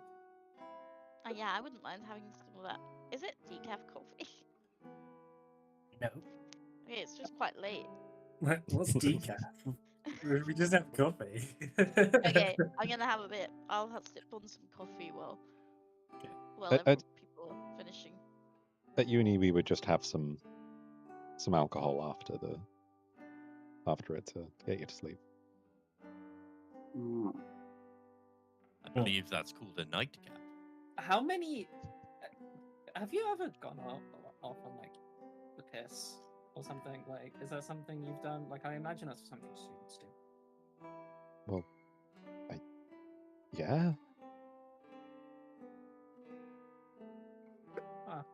You don't seem like the type. So, would you like a shovel, Marius, to continue digging your hole? Sorry, Marius, have you never been out on the lash? Like, Out yes, with I plebeians? just, you don't seem the type to go out drinking. Why don't we go out right now? Oh, fuck it, yeah. Hell Right. yeah! Night We've out. Hell been yeah. Oh, we've night been out, fighting night for our out. lives the last month. It's not the time. Exactly. Exactly. I think it Any- is the time. Anyway, Cadell, you mentioned Cadell. Sorry, No, you that's got my it. Trash. name. His name is Tarash. Pietro! Trash, Pietro. Terry. It's like, Oh my god, I'm so Rat. confused. All of these names are just wrapping around in my head. Okay. Trash. What happened to your heads? It's Sometimes it cuts out the passion. yeah. When, Alright. when I get Sorry. really annoyed, It's my alright. headset cuts out. Trash. You mentioned seeing a lot of weird things and things people don't know about. I did try asking someone else here, but I figured if anyone might know something, you might. Do you know anything about the Wheelden at all?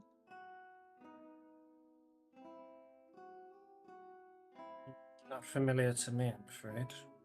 Okay, I guess I was wrong. For a price, I can research it. I'm joking. Have a think about that deal in Narkoth.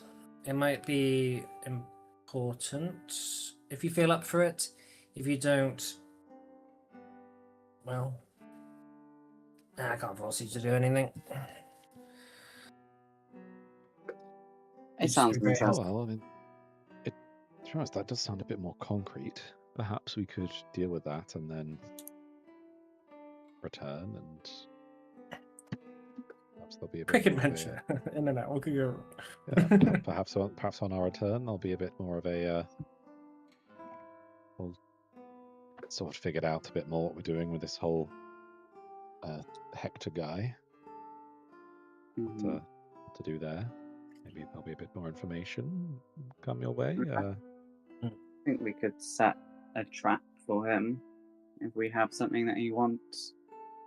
Could release some thing into the world and then follow him back to, or the guards back to where. Well, considering his biggest enemies right now are a bunch of telepathic nightmare insects, Yeah. I would rather we didn't release that into the world. I guess that might be sensible. Anyway, it was just one idea. we can think of another, hopefully. Hopefully. Well, I think we're settled. If I will continue to research the location of this warehouse 23, perhaps I'll have more information when you return. All right, some sleep then. Yep. Well, once this coffee's worn off. I thought we were going out for a Yeah, I drink. thought we were gonna go out on the town. Let's go for a drink. We've got an. Come on, Wilhelm. Have you never done anything on a hangover? Well, yes, not but Come on, Wilhelm. We need to relax. We'll get you some blood. No, oh Okay. no, God, that's not funny. It's a little bit funny. that's bit offensive. But I thought you would drink blood because we're not allowed. They drink Go, blood. I mean, you go head back to Amjad's inn. You can just drink there. Yeah, Yeah, I let's mean, go. that is Ted. where we're sleeping. I mean, have I on the way? I was like, I mean, look, have I tried a blood cocktail? Yes, but they're not nice. They're Well, I not. put there, Okay. I didn't think they had blood in them. And I thought that with elves, there was one like mummy elf, and then you all drank their milk. Oh. Come get Mummy Elf's milk. No, that sounds Mummy. like some kind of fetish. Yeah, Well, it does. Because there's like a mummy elf or a daddy elf, I guess, in each of the cities. Drink your I- daddy elf milk? What the? And they like make milk that the rest of the elves like lap up. They like drink it. What's going Are on? you talking about Oh. hex weaves? I don't know, am I? What's a hex weave? Oh, I'm just assuming Oh, I you're miss walking. him. yeah, Yeah, we're yeah. still on the way. Right to the operator. No, just No, we're having this subject. argument right in the middle of the street. Just subject Tarash to all of this. Are you guys leaving or what? This is what reminds him of like the previous groups. It's See, this you guys remind me nonsense. of someone else. Yeah, and the fact that I fucking hated them too. Right. As you're walking down the alley, you see a number of dark shapes begin to step out from little alcoves in the alleyway, like sort of flanked on both sides by rows of kind of houses. You see short figures, stocky figures, dwarves carrying weapons.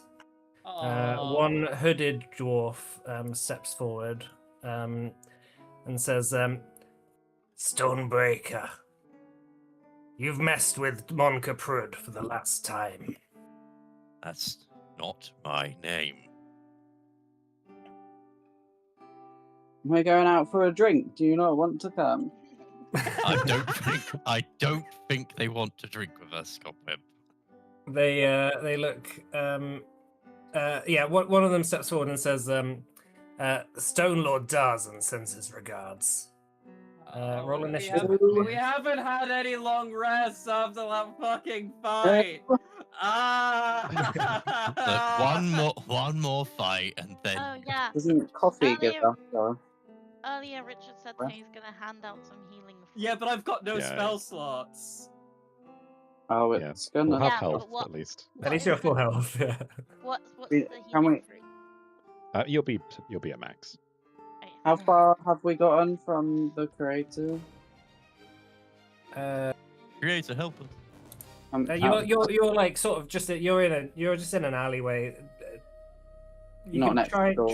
No, you're not right next door. Knock on the door. I'm, Help. I'm pretty like quick. Yeah. I can run real quick. Yeah, you I see. mean, if Marius the- has no spell slots, he may as well go try and run. Yeah. Fun.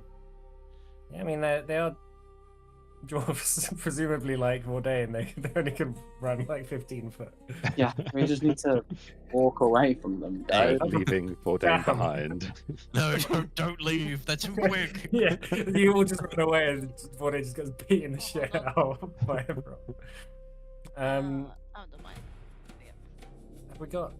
It's only Marius and Cobwebs initiative. Oh, I thought I had rolled. Hang on.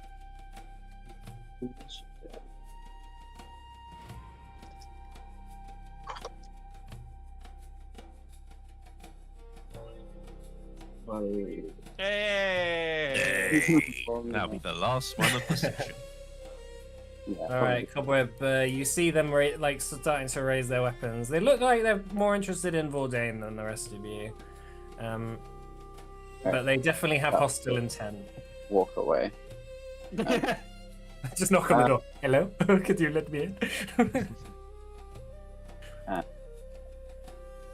Okay, which one looks the strong? Is this the one that has been talking to Cadil? Vordain. Yes, this is full me here. Yeah. Well, this guy looks sus. Okay. Why? He's got like. I mean, I kind mean of the sus bit. yeah, like because the beard is like Spittins too, like Spit Mind Fairy. But... Cobweb's just. He also has an prejudiced ominous against green gingers. glow in his eyes, and he is clearly some sort of spellcaster. Yeah. An evil. Right. He's got some evil, fell, like warlock looking and shit. Yeah. I see. He has spell slots. Motherfucker. Actions, He right? doesn't get dragged around by the path. Would I have had time to draw my weapons? No. No. I draw my bow. I will hunt prey. Also, is Kassam in this fight? Kassam is here. Okay. Okay. Right. I'll hunt prey the ginger. Okay. Oh, I don't think I've got down. I'll put that in. That's 2 actions. I will do hunted shot. Okay.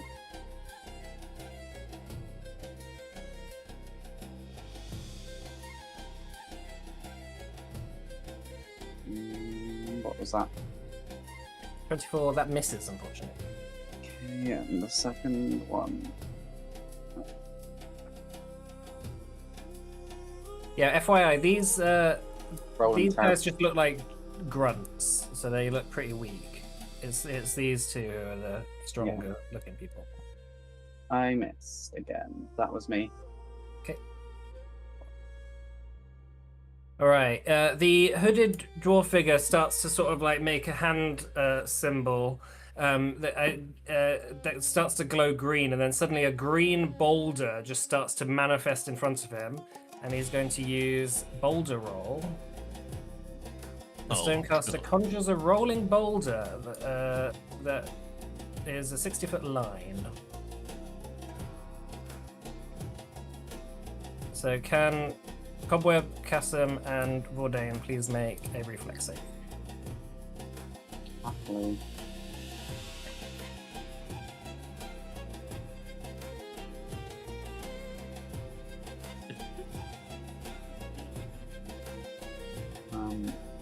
Some... Okay, so that's a critical success, Cobweb, so you managed to dodge it. and some. 1857. So that's a fail. Both Vordain and Kassam fail.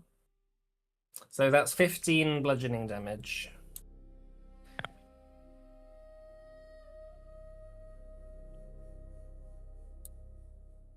And then, so that's 2 actions. And then for his 3rd action, he's going to use Tremor. Stonecaster causes the earth below to tremble. Each creature in the ground in a 10-foot emanation needs to make a fortitude save. So 10-foot emanation. That'll be from them. So just From there. Oh, actually, yeah, I guess he might be. What the hell? These two. He's gonna use a demoralize. So he needs to make a intimidation, right? Doesn't he need a specific target for that? Or... Yeah, on Vordain.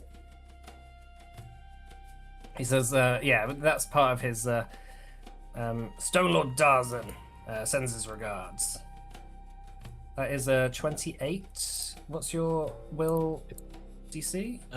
It's a 30-foot range on demoralize as well. Oh, is it? Okay. He's not going to do it. Alright, he's done. This warrior is going to run up 15 foot. That's as far as he can move. And then he's going to attack Wilhelm with a warhammer. Hey, look, they're just like you, Vordain. That's a natural one for an 11. Okay. And he's going to attack Kassam with his 2nd one. And that's a natural 2. Okay. Alright, Marius. Okay. Well, as I am out of regular spell slots,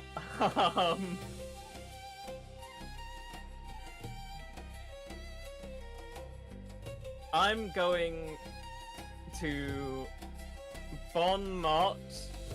Wait, no, hang on. Am I? Hang on. I can see that you've still got some spell slots. Just not focus. Yeah. Is it focus spell? Actually, you would have refocused as well. Okay. Well, in that case, I'm going to cast Shield first. Okay. And then I'm going to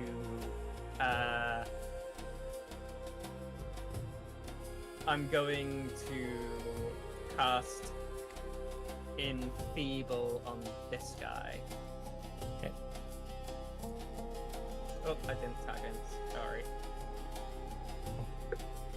You don't get the glory of seeing the enfeeble beam shooting them. What's he need to do? Enfeeble. Fortitude save. Okay.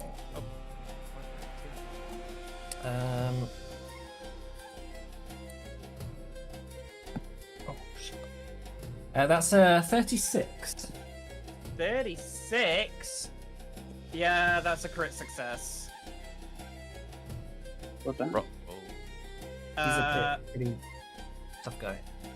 Yeah, that's me. Alright, Wilhelm. Okay. Are we wanting to fight or run? They've got us surrounded. Well, Not Wilhelm. You just go. Sayonara, everyone. this alleyway. We're in like an alleyway here, right? How high are the Yeah. roofs? We're about 30 foot. Okay.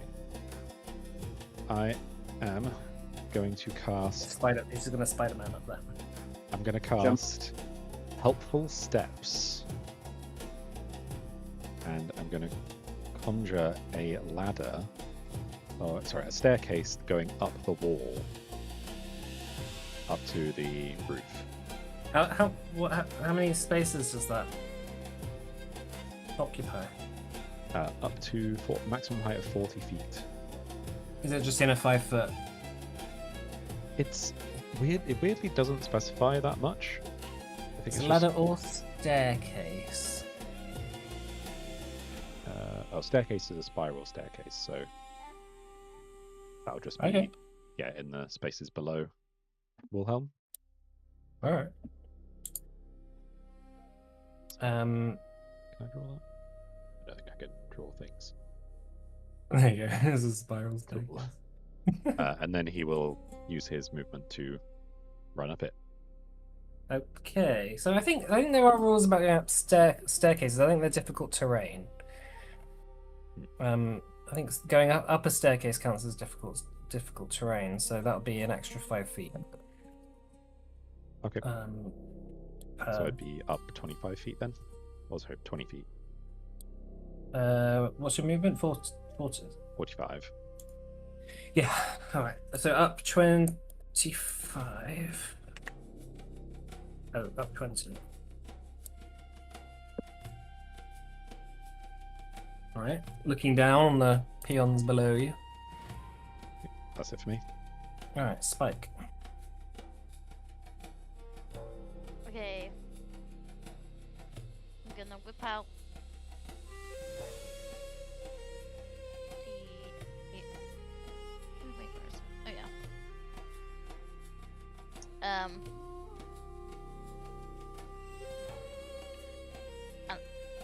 As I like to think that I would keep my guns loaded, but if not, then I'm gonna demoralize this guy. Okay. Yeah. Your armor makes you fat. Whoa. He's like, Whoa. Oh. He's like, thank you. Advantage on his save. Your armor makes you thin. No! A dwarf's one weakness. Big scrawny. 27. 27. That's against his will. DC. That's a success. Okay, in that case, I'll probably go for this guy. I was gonna go for the so whipped it out. Demoralized. I'm gonna strike this guy. What?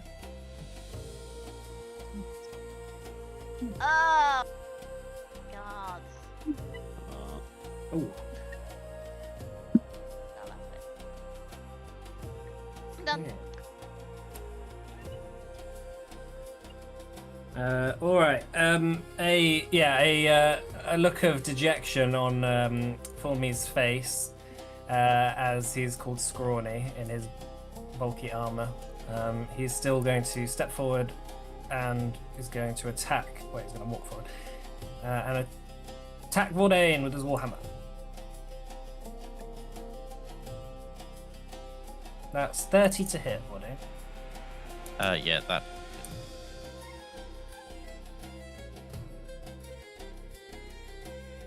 It's 25 bludgeoning damage. Ow! Run! Run away! And then he's going to, with his second attack, use his clan dagger. Flag it. Clan dagger to try and stab at you. 17 to hit. Nah, no. Alright, so that's his turn. This dwarf warrior is going to run up here. That's 2 actions to get to Marius, and he's going to attack you with a warhammer. That's 26 to hit. That does hit.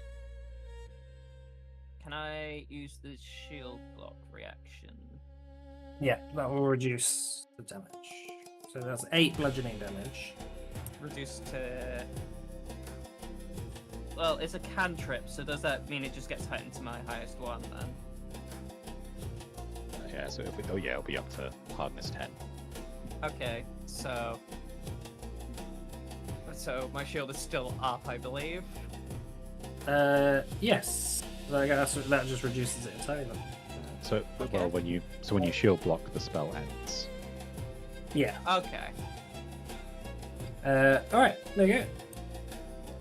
Your magical barrier shoots up and just blocks his warhammer. It sort of shatters the arcane shield that you put up. And then this one is going to come here. That's 2 actions. And then it's going to attack Cobweb. But the first warrior provoked a reactive strike from Vordain. This one? Yeah. Yes. Go on, make an attack with it. Sure. I not have things out? Have things Oh, out. actually, yeah, you haven't had your turn yet, so you don't have your weapons out yet. I can punch him. You can give him a punch. Sure. Why not? Or well, no, I suppose the shield would not be out. I'll hit him with the shield. Oh, Well, Oh, never mind. Miles. That's not hitting out with anything. as it turns out, hitting with armor on with your bare fist is not a good idea. Yeah. Did I? I didn't make an attack, did I? You're attacking me. Yeah. Oh, sorry. 22 to hit. Oh, my AC is 22. Does that mean Okay. it? Yeah, that just hits then. Oh, it does hit. That's 5 bludgeoning damage. And that's his turn. Oh. Alright, Bourdain. Okay, I'm going to hit this guy. I'm gonna do an intimidating strike instead. It's just a normal strike, but yeah, if it hits, that happens. Okay.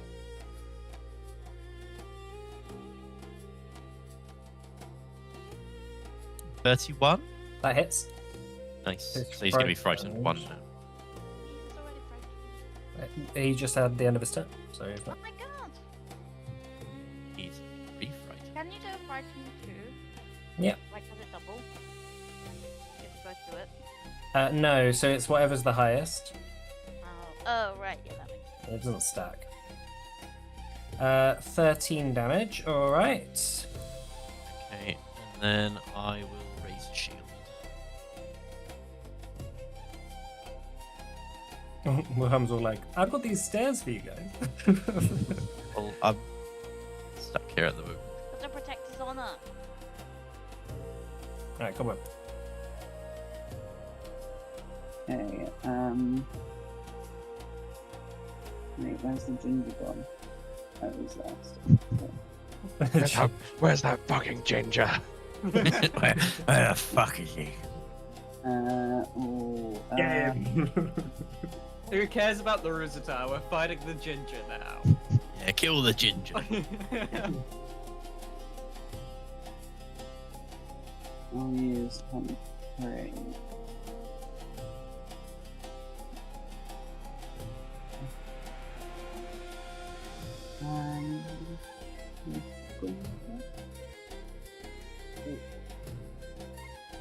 Oh, 29. Are you hitting the for me? Yeah.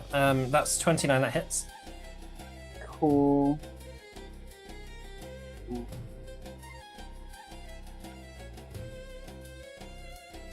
Does it? It doesn't get the precision damage, does it? That's my second. Or does it? No, yeah, it has to be your first. Is it your Is it your first first hit? attack? I think it's your first attack. Let me just double check. Pray. The first time you hit your hunted prey in a round, yeah. That's hit. 17. Alright, 17. And then with another action.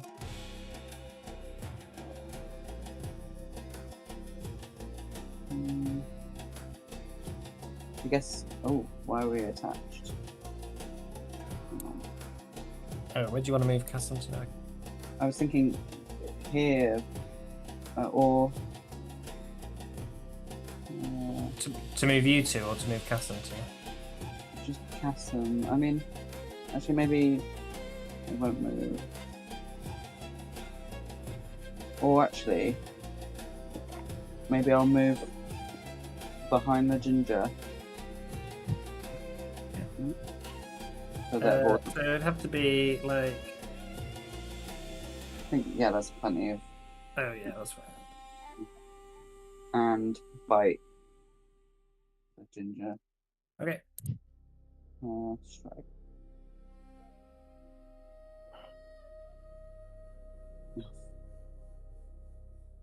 Miss. That misses unfortunately, but he is flanked for Bourdain's next turn. So. And then. Oh god. I'm still attached. Can you? Should I? I mean, you're kind of blocking the stairs, aren't you? I'm 20 feet up. I Yeah, could you go. can kind of go underneath. Like, would I be able to shoot my bow from 10 foot up as well? Still, Yeah, I'll allow. I'll go underneath. Oh god. Can you- I'll just put you here. You're technically underneath. Cool. Oh, actually, wait. So that was 5, 10. What's your movement? Like 25, I think. Or something. So that'd be 5 foot up. Do I see? Oh, wait, movement? 5, 10. It might be 30. Wait, where's Actually, oh yeah, it's 30. It's 30. I think 10 is, yeah. Right. Cool. Okay. Right, the Stormcaster is going to walk up here. That's 2 action. Oh, fuck. That's actually. Oh, yeah. He's not wearing the heavy armor, so he's got 20 foot of movement. He's going to use Tremor. Each creature in the ground in a 10-foot emanation takes blah blah blah damage. Fortitude save, please. So that's fortitude save from these guys as well. You see all the ground begin to just shake around him. So Spike, Vordain, and Marius, can you give me a fortitude save, please? I've given one. What did you get? I got a... Oh, you're very sorry, Joanne. You're very quiet. Oh, it's because I was, had my hand on it. Does Voldane have a opportunity attack? Not against him for moving up there. For casting a spell? It's not actually a spell. It's I don't really know what it. No, It's not. It doesn't count as a spell. It doesn't have a manipulate trait. Okay. Sorry, what was It is a fortitude save, please. Yeah, I guess dwarf NPCs just have their own rules about things they can do. Just says Earth and Primal. So that's it. I mean, it might be a spell just without manipulate. Yeah. So 16. So that's a fail, Spike. That's a success for Dane, and Marius is a success. So Spike, you take 15 bludgeoning damage, and then the other 2 take 7. And then these 2 also take 15. Oh, I Oh, forgot to do one for Danica. Oh, don't worry about it. She's technically not on the ground. Okay. It does specifically say each creature on the ground. Go for that. Alright, and then this one is going to sort of, I guess, start climbing up the stairs as well. 5 foot up. Gonna make an attack against you, Cobweb, Okay. on the stairs. Oh, that's 13 to hit. 13. No. And then second attack. Oh, yeah, not rolling well. 15 to hit. Nope. Alright, Marius. I'm kind of stuck here. You can move diagonally if there's a space in Pathfinder, I believe. Mhm. So, like, you can move to here or, well, yeah, just here. If I step there, I won't provoke opportunity attacks, right? Step doesn't, no. I mean, they haven't made any so far either, so. doesn't mean Alright, they don't well- have them, but... Well, then I'm just gonna run over here. Okay, Sorry, Vordain. And then I'm going to throw out a malicious shadow at this guy. How do I target? Oh, there we are.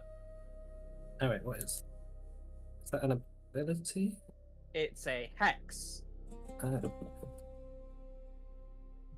Patron walks target shadow into deadly forms such as strangling hands, dangerous weapon, harrying runes, all the like. The shadow moves along with the target. Blah blah blah.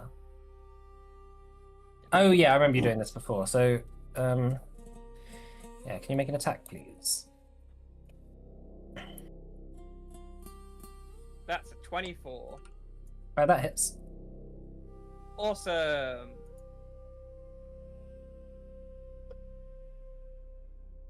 So yeah, damage. 9 damage. Fucking Christ. Against this guy, yeah? Yeah. Cool. Alright, 9 damage. It works. Yeah, as he's sort of like cracking the rocks and just causing tremors around, yeah, all these kind of like occult kind of hands start clawing at him from the ground. Is that your turn? Malicious Shadow was 2 actions. Yeah. I moved. Okay, cool. Wilhelm. Okay. I am going to pop a tree down just below Bourdain. Yeah. And then run up onto the roof. Okay. You think That's so? it for me. Cool. Right, Spike. The effects of the tremor. What was that again? It was just. Oh, so did you not take the damage? Wait. No, I messaged her just saying, I didn't take the damage. I forgot to write the damage down. Oh, Do you I remember didn't- what it was? I I didn't didn't see it. reply. It was 15 bludgeoning thank you. damage. Yeah, OBS stops me from seeing notifications Weird. because I don't get noises. Okay. Do the maths. You got it? Okay. Yeah. And there's, yeah, just because you failed, there's no other additional. If you had critically failed, you would have fallen prone. Okay. I would like to run up the stairs as well. So that's 5 feet. And then. And then it's that's difficult 20, so that'd terrain. be 15 foot up. No, yeah. Yeah. How many actions do you want to do? Just one. And then. I'm gonna shoot my gun at the ginger. Oh, the move, I'm gonna reload and move at the same time. Yeah, okay. Yeah, running reload. And then miss. Okay. And then I'm gonna run and reload again. So please keep me up.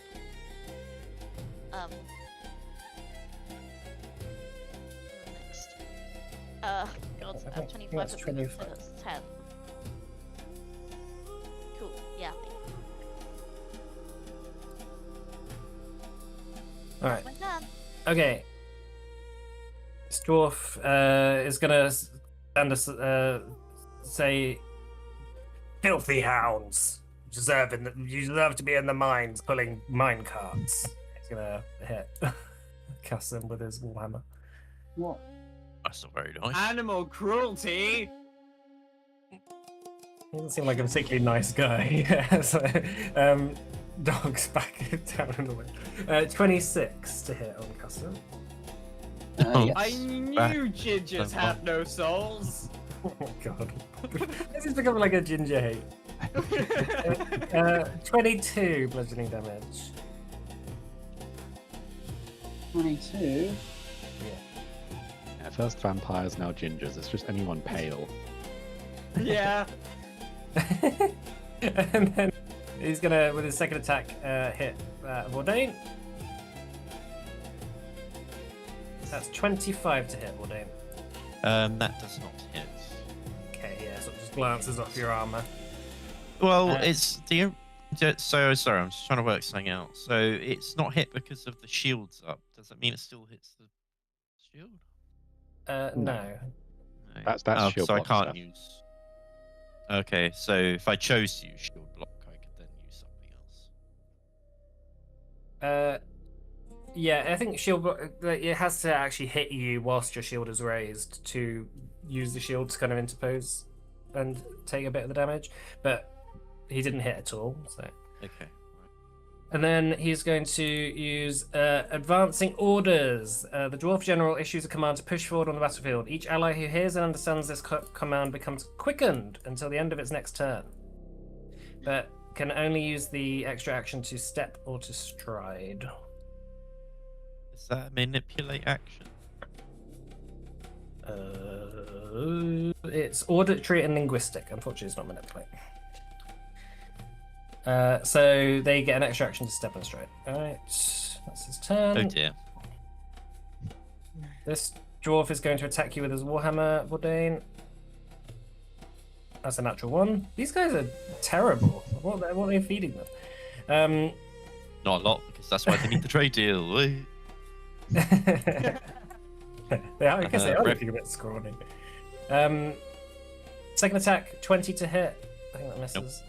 And then third attack. This is going to be very unlikely to hit. Oh, no. Okay. And this one. Actually, what was your. Wait. Your AC is 26, but you're flat footed, actually. Oh, yeah. So, he got 25, so that should have actually hit the dwarf general. Oh, Do you have your Oh, shield mate. raised? He I did do some have shield shield raise, raised. yeah. And it's Oh, applied that's, the well, AC. that's with the shield raised, sorry. So, okay, so he will do damage then. At least you can shield block. I Yeah, can no, shield you can block, use your yeah. shield to block if you want. Oh, that's 20 Oh. bludgeoning damage. Or it would Use be, the- but the tree will step in and take the 20. Okay. Okay. I won't shield block. Alright. And this one is going to. Oh, there's a bit of a queue here. Going to chase after Marius. Attack him. Leave me alone. That is a 14 to hit. That misses, thankfully. Second attack, 24 to hit. That hits. What the shit? You got a 19, or natural 19 on that one. That's 8 bludgeoning damage, Marius. Okay. And then he's going to use an action to step here as his quickened action. Alright, Bourdain. Okay.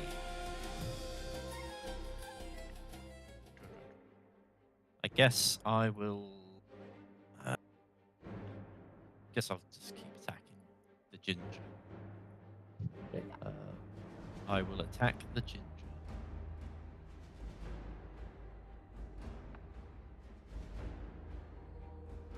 $33.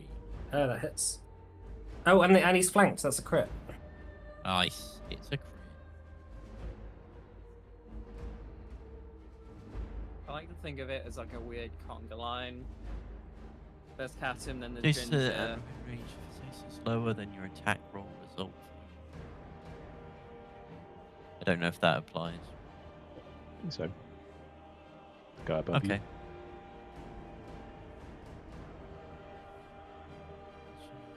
Yeah. Choose one creature adjacent to the target. Oh yeah.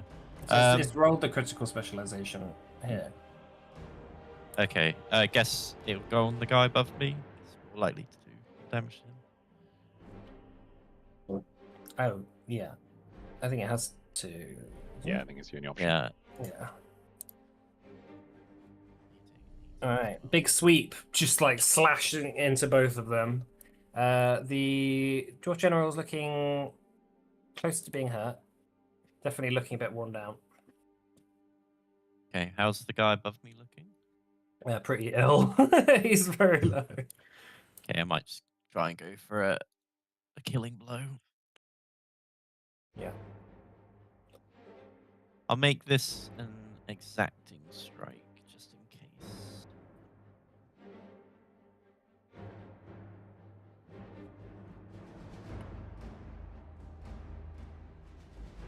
So it's 25. 25 is just a hit.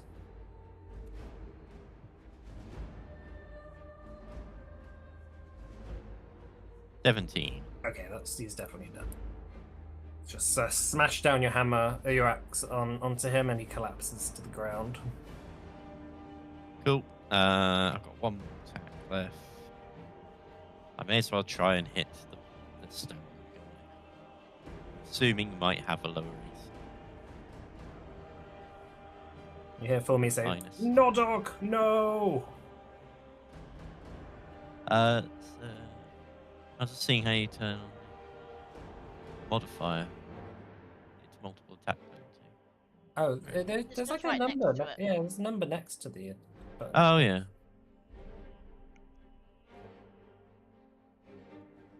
Good is it? 15.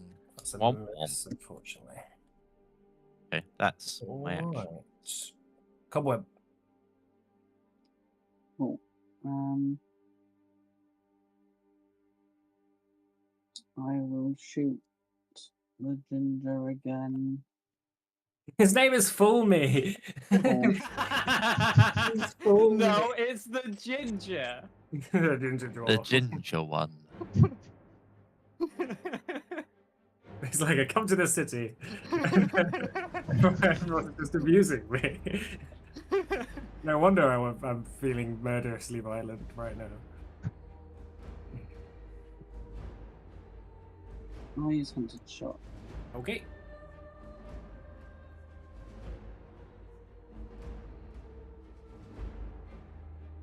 Terrible. Terrible. Yeah, they both miss, unfortunately. I'll attack with the sun.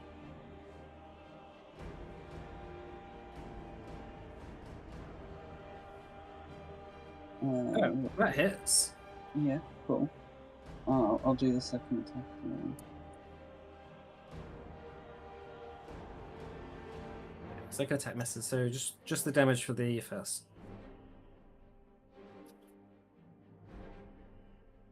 Nine No, damage. no. Alright. Yeah, Castle just starts clawing at his ankles. Arr. Got one more action.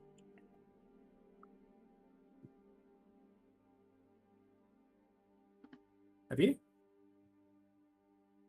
Yeah, because only a one action for two. Oh, attacks. yeah, for the hunted shot, yeah.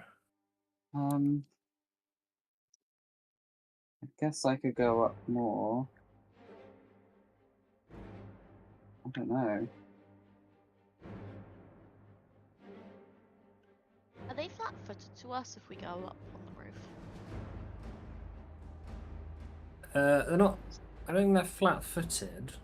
There's nothing in the strip. We might be able to get some cover if you're like shooting over the edge, but it's a Yeah. very DM caveat. Yeah, you can take. You'll be able to take a cover as a free action, but it doesn't seem they don't really seem to have much range stuff. Dwarves are more sort of suited for fighting up close and personal, it seems. And not for climbing stairs. Yeah. Maybe I haven't noticed. Yeah. There's no stairs in Dwarven society. The warlock I probably mean, lower AC, right? Yeah. Maybe I'll just shoot Much him lower. with my final normal attack. Give it a shot. Um, Ooh, that misses, unfortunately. Alright, that's me. Alright, your Stonecaster is going to try and was this round 3? Can't use his bolt roll again. He's gonna just whack you with his staff. 27. That will hit. That's 8 bludgeoning damage. The tree will take it. Alright. The tree will take. Oh fuck! I pressed the wrong Oh. button. I died. Shit. Give yourself 53 damage. Yeah, I Pretty will. well. I'm alive. I don't know what happened there. He saw the rid of tree and that he was wound like, in ah! prone. Oh, Okay. not the staff. Sure, the tree like whips down to block it and just goes straight through your Kills head. Mordain. He's then gonna try and stab you with his clan dagger as well. 16 to hit. That misses. And then he's going to just sort of. He's going to step back with an step Okay. action. Alright, this dwarf warrior is no- going to make an attack against Cobweb. Okay. Warhammer. 23 to hit. 23 hits. Can you reach me from down there? Yeah, you're only 10 foot, so you're. Yeah, but he's a dwarf. He's got a big weapon. 11 bludgeoning damage to you, Cobweb. -2 from the tree. Oh shit. I love this. I'm sorry, but the Tree of cucking. the tree is just constantly saving our hides. It's great. Alright, and then he's Was that gonna come nine? walk here. And then he's going to attack with his last action. What? That's 14 to hit. That misses. That misses. Alright, Marius. That's actually a crit. Okay. Marius is just gonna look at this guy. How hurt is this guy looking like hurt at all? He's taken. Yeah, he's looking hurt. He's taken some The damage. tremor. Yeah, yeah, he's actually only taken 25, I think. Danica's meant to be on me. There we are. I'm just gonna run over here, trying to get as far away from this guy as possible, but not also run into the guys harassing the ones on the staircase. And Yeah, it's like there's like a road here. There's like a bit of more of a main road. And then he's going to throw out a malicious shadow. All right. Fuck. 16. Is this against this warrior? Yeah. Yeah, that misses, unfortunately. Well, that's all my actions. All right. Wilhelm.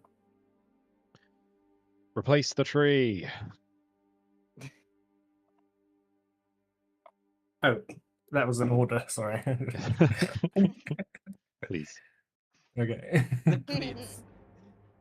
They'll actually put it just Oh, trees. there. So that can protect Cassim as well. Mhm. And then he's actually a little too far for me to chuck any wood at. Oh, sorry.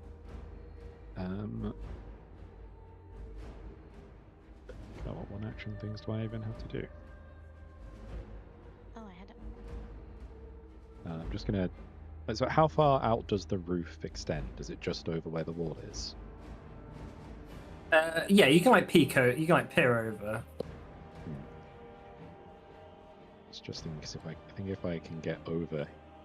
Oh no, it still shows as being 35 foot away. I'll. How far are they there?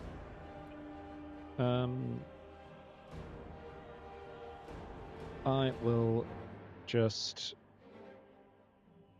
cast shield. I think. Okay. Actually, I will help out Maris a little bit. I will chuck down an earthworks. So that is just going to be the 5-foot burst. Like something like that. Okay. Yeah. That's it for me. All right. We'll finish off this round then. We'll finish here then. Yeah. So Spike. Okay, I'm gonna hit the full mill. Is that how you say it? Full. Yeah, thank you. I wanted extra points. Like Penn and No, Teller. it's pronounced the ginger. That's what foamy means in dwarf. Hit. 27. That hits. Yeah. Oh, Oh. triple ones. Look at that. Gosh. It's the only time I've hit. Oh. I'll reload. Is this guy with the green eyes stay within 30 feet of me? Mhm. Okay, I'm gonna reload and try and Nice. try and intimidate them. Right. 28. 28 against their will. That's a success. Haha. And then I'm gonna try and go with the same guy. Not the green-eyed man, the other one, ginger Yeah. one. But Okay. no, that's 2 nat ones. Oh, Oh shit. Wah, wah. I hit once and I rolled 2 ones. Damn. Okay, that's my turn. Oh, that should have been -5 anyway, but there we go. After a crit. Fail. All right. The Fulmy is going to. He's wizened onto your tree ways. He's going to reposition. Can it be repositioned? no. Doesn't take up its space. You muscle a creature or object around. Is that a manipulator?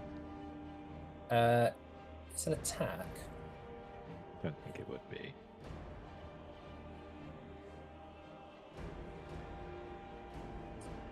Presumably Yeah, I guess it he's, would he's, be, he's like, going to in drop the his clan ground. dagger. He's going to drop his clan. Yeah, but that's where the strength comes into it, isn't it? But it doesn't have any So- strength. Doesn't have any Yeah. stats apart from AC and hit points. I'm gonna roll that he can move it. Okay. Presumably that's just a crit success then. Probably. 23. So he's just gonna move it up to 10 feet, so he can move it here. And then he's gonna attack Bourdain. Well, got a -5 at least.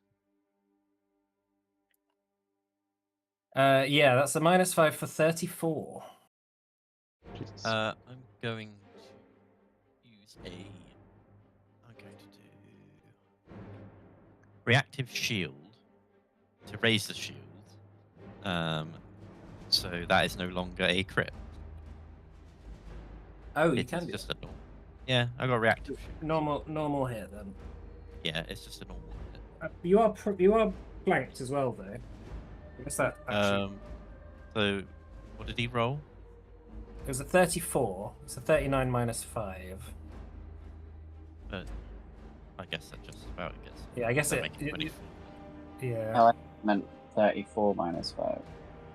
No, it's for- 39 -5. Yeah, because the razor shield is +2, is it? Yeah. Yeah, so it just negates the Okay, flanks, well, so- it's going to help with whatever's coming this way. That is a crit, but you do get to. You can block with like some damage. That's 40 bludgeoning damage there. Yeah, so I'm trying to work out how shield block works. So I take 5 off of that. So whatever the hardness of the shield is, you can take 5. that from the damage, and then the rest, you take it, and also the shield takes it. Wait, so we both take 35? You and the shield, yeah. Oh. Can I opt not to do this? You If cannot. that's- do it. That will It's- just break the shield. Yeah, it's usually better against smaller hits. Yeah. Okay, I'll just take the 40. Right. Ow. So that was 2 actions. Then with his 3rd action, he's just gonna. Oh, and that's also a shove because it was a crit.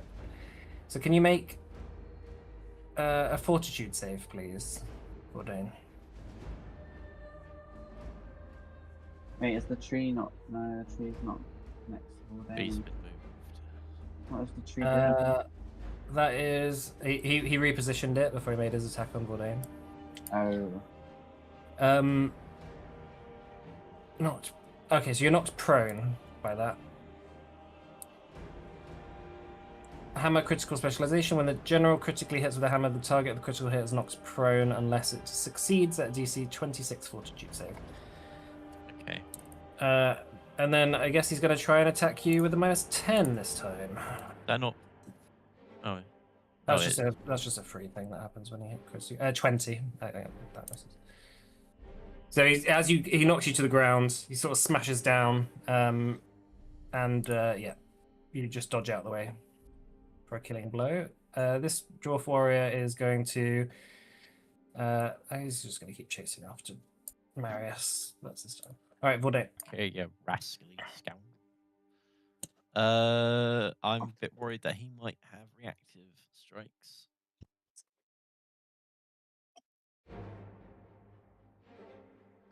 Can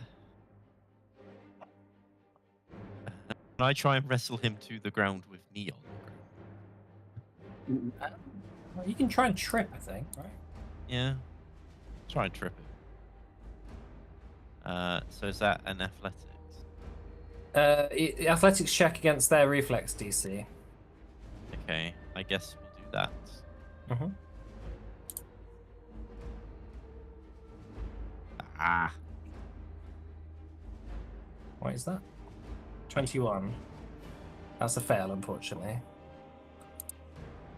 Um.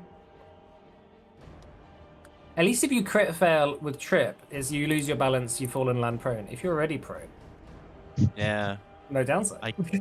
Yes. I Great mean, I may dance. as well just try it again. Okay. That's because it's an attack. It will be with a -5. Yeah, I get that. Guess just take. I'm rolling so bad. You actually graduate to super pro. That's almost a success, but it still fails. It's just 1R. Okay, out of frustration, he's going to try and trip the other guy instead. Okay, that We'll be trip actually, someone. that might actually be way easier. But this is with a -10 now. In my head, he's like spinning around on the ground. 15. 15. That just succeeds, actually. Yeah. Get on the ground. He's just breakdancing, trying to trip everyone up. All right. Okay, I guess he goes to pro. Where the hell is the prone button? All right. Okay. All right. Let's finish off here then, because it's past 10 now. And it's the end of the round, so we'll come back to Cobweb next time. Thank you all for playing. Thanks for Thanks for running. running. Yeah, and yeah, I'll see you next time. All right. See you next week. Fantastic. Or, well, wait, are we here next week? No, we're not here next week.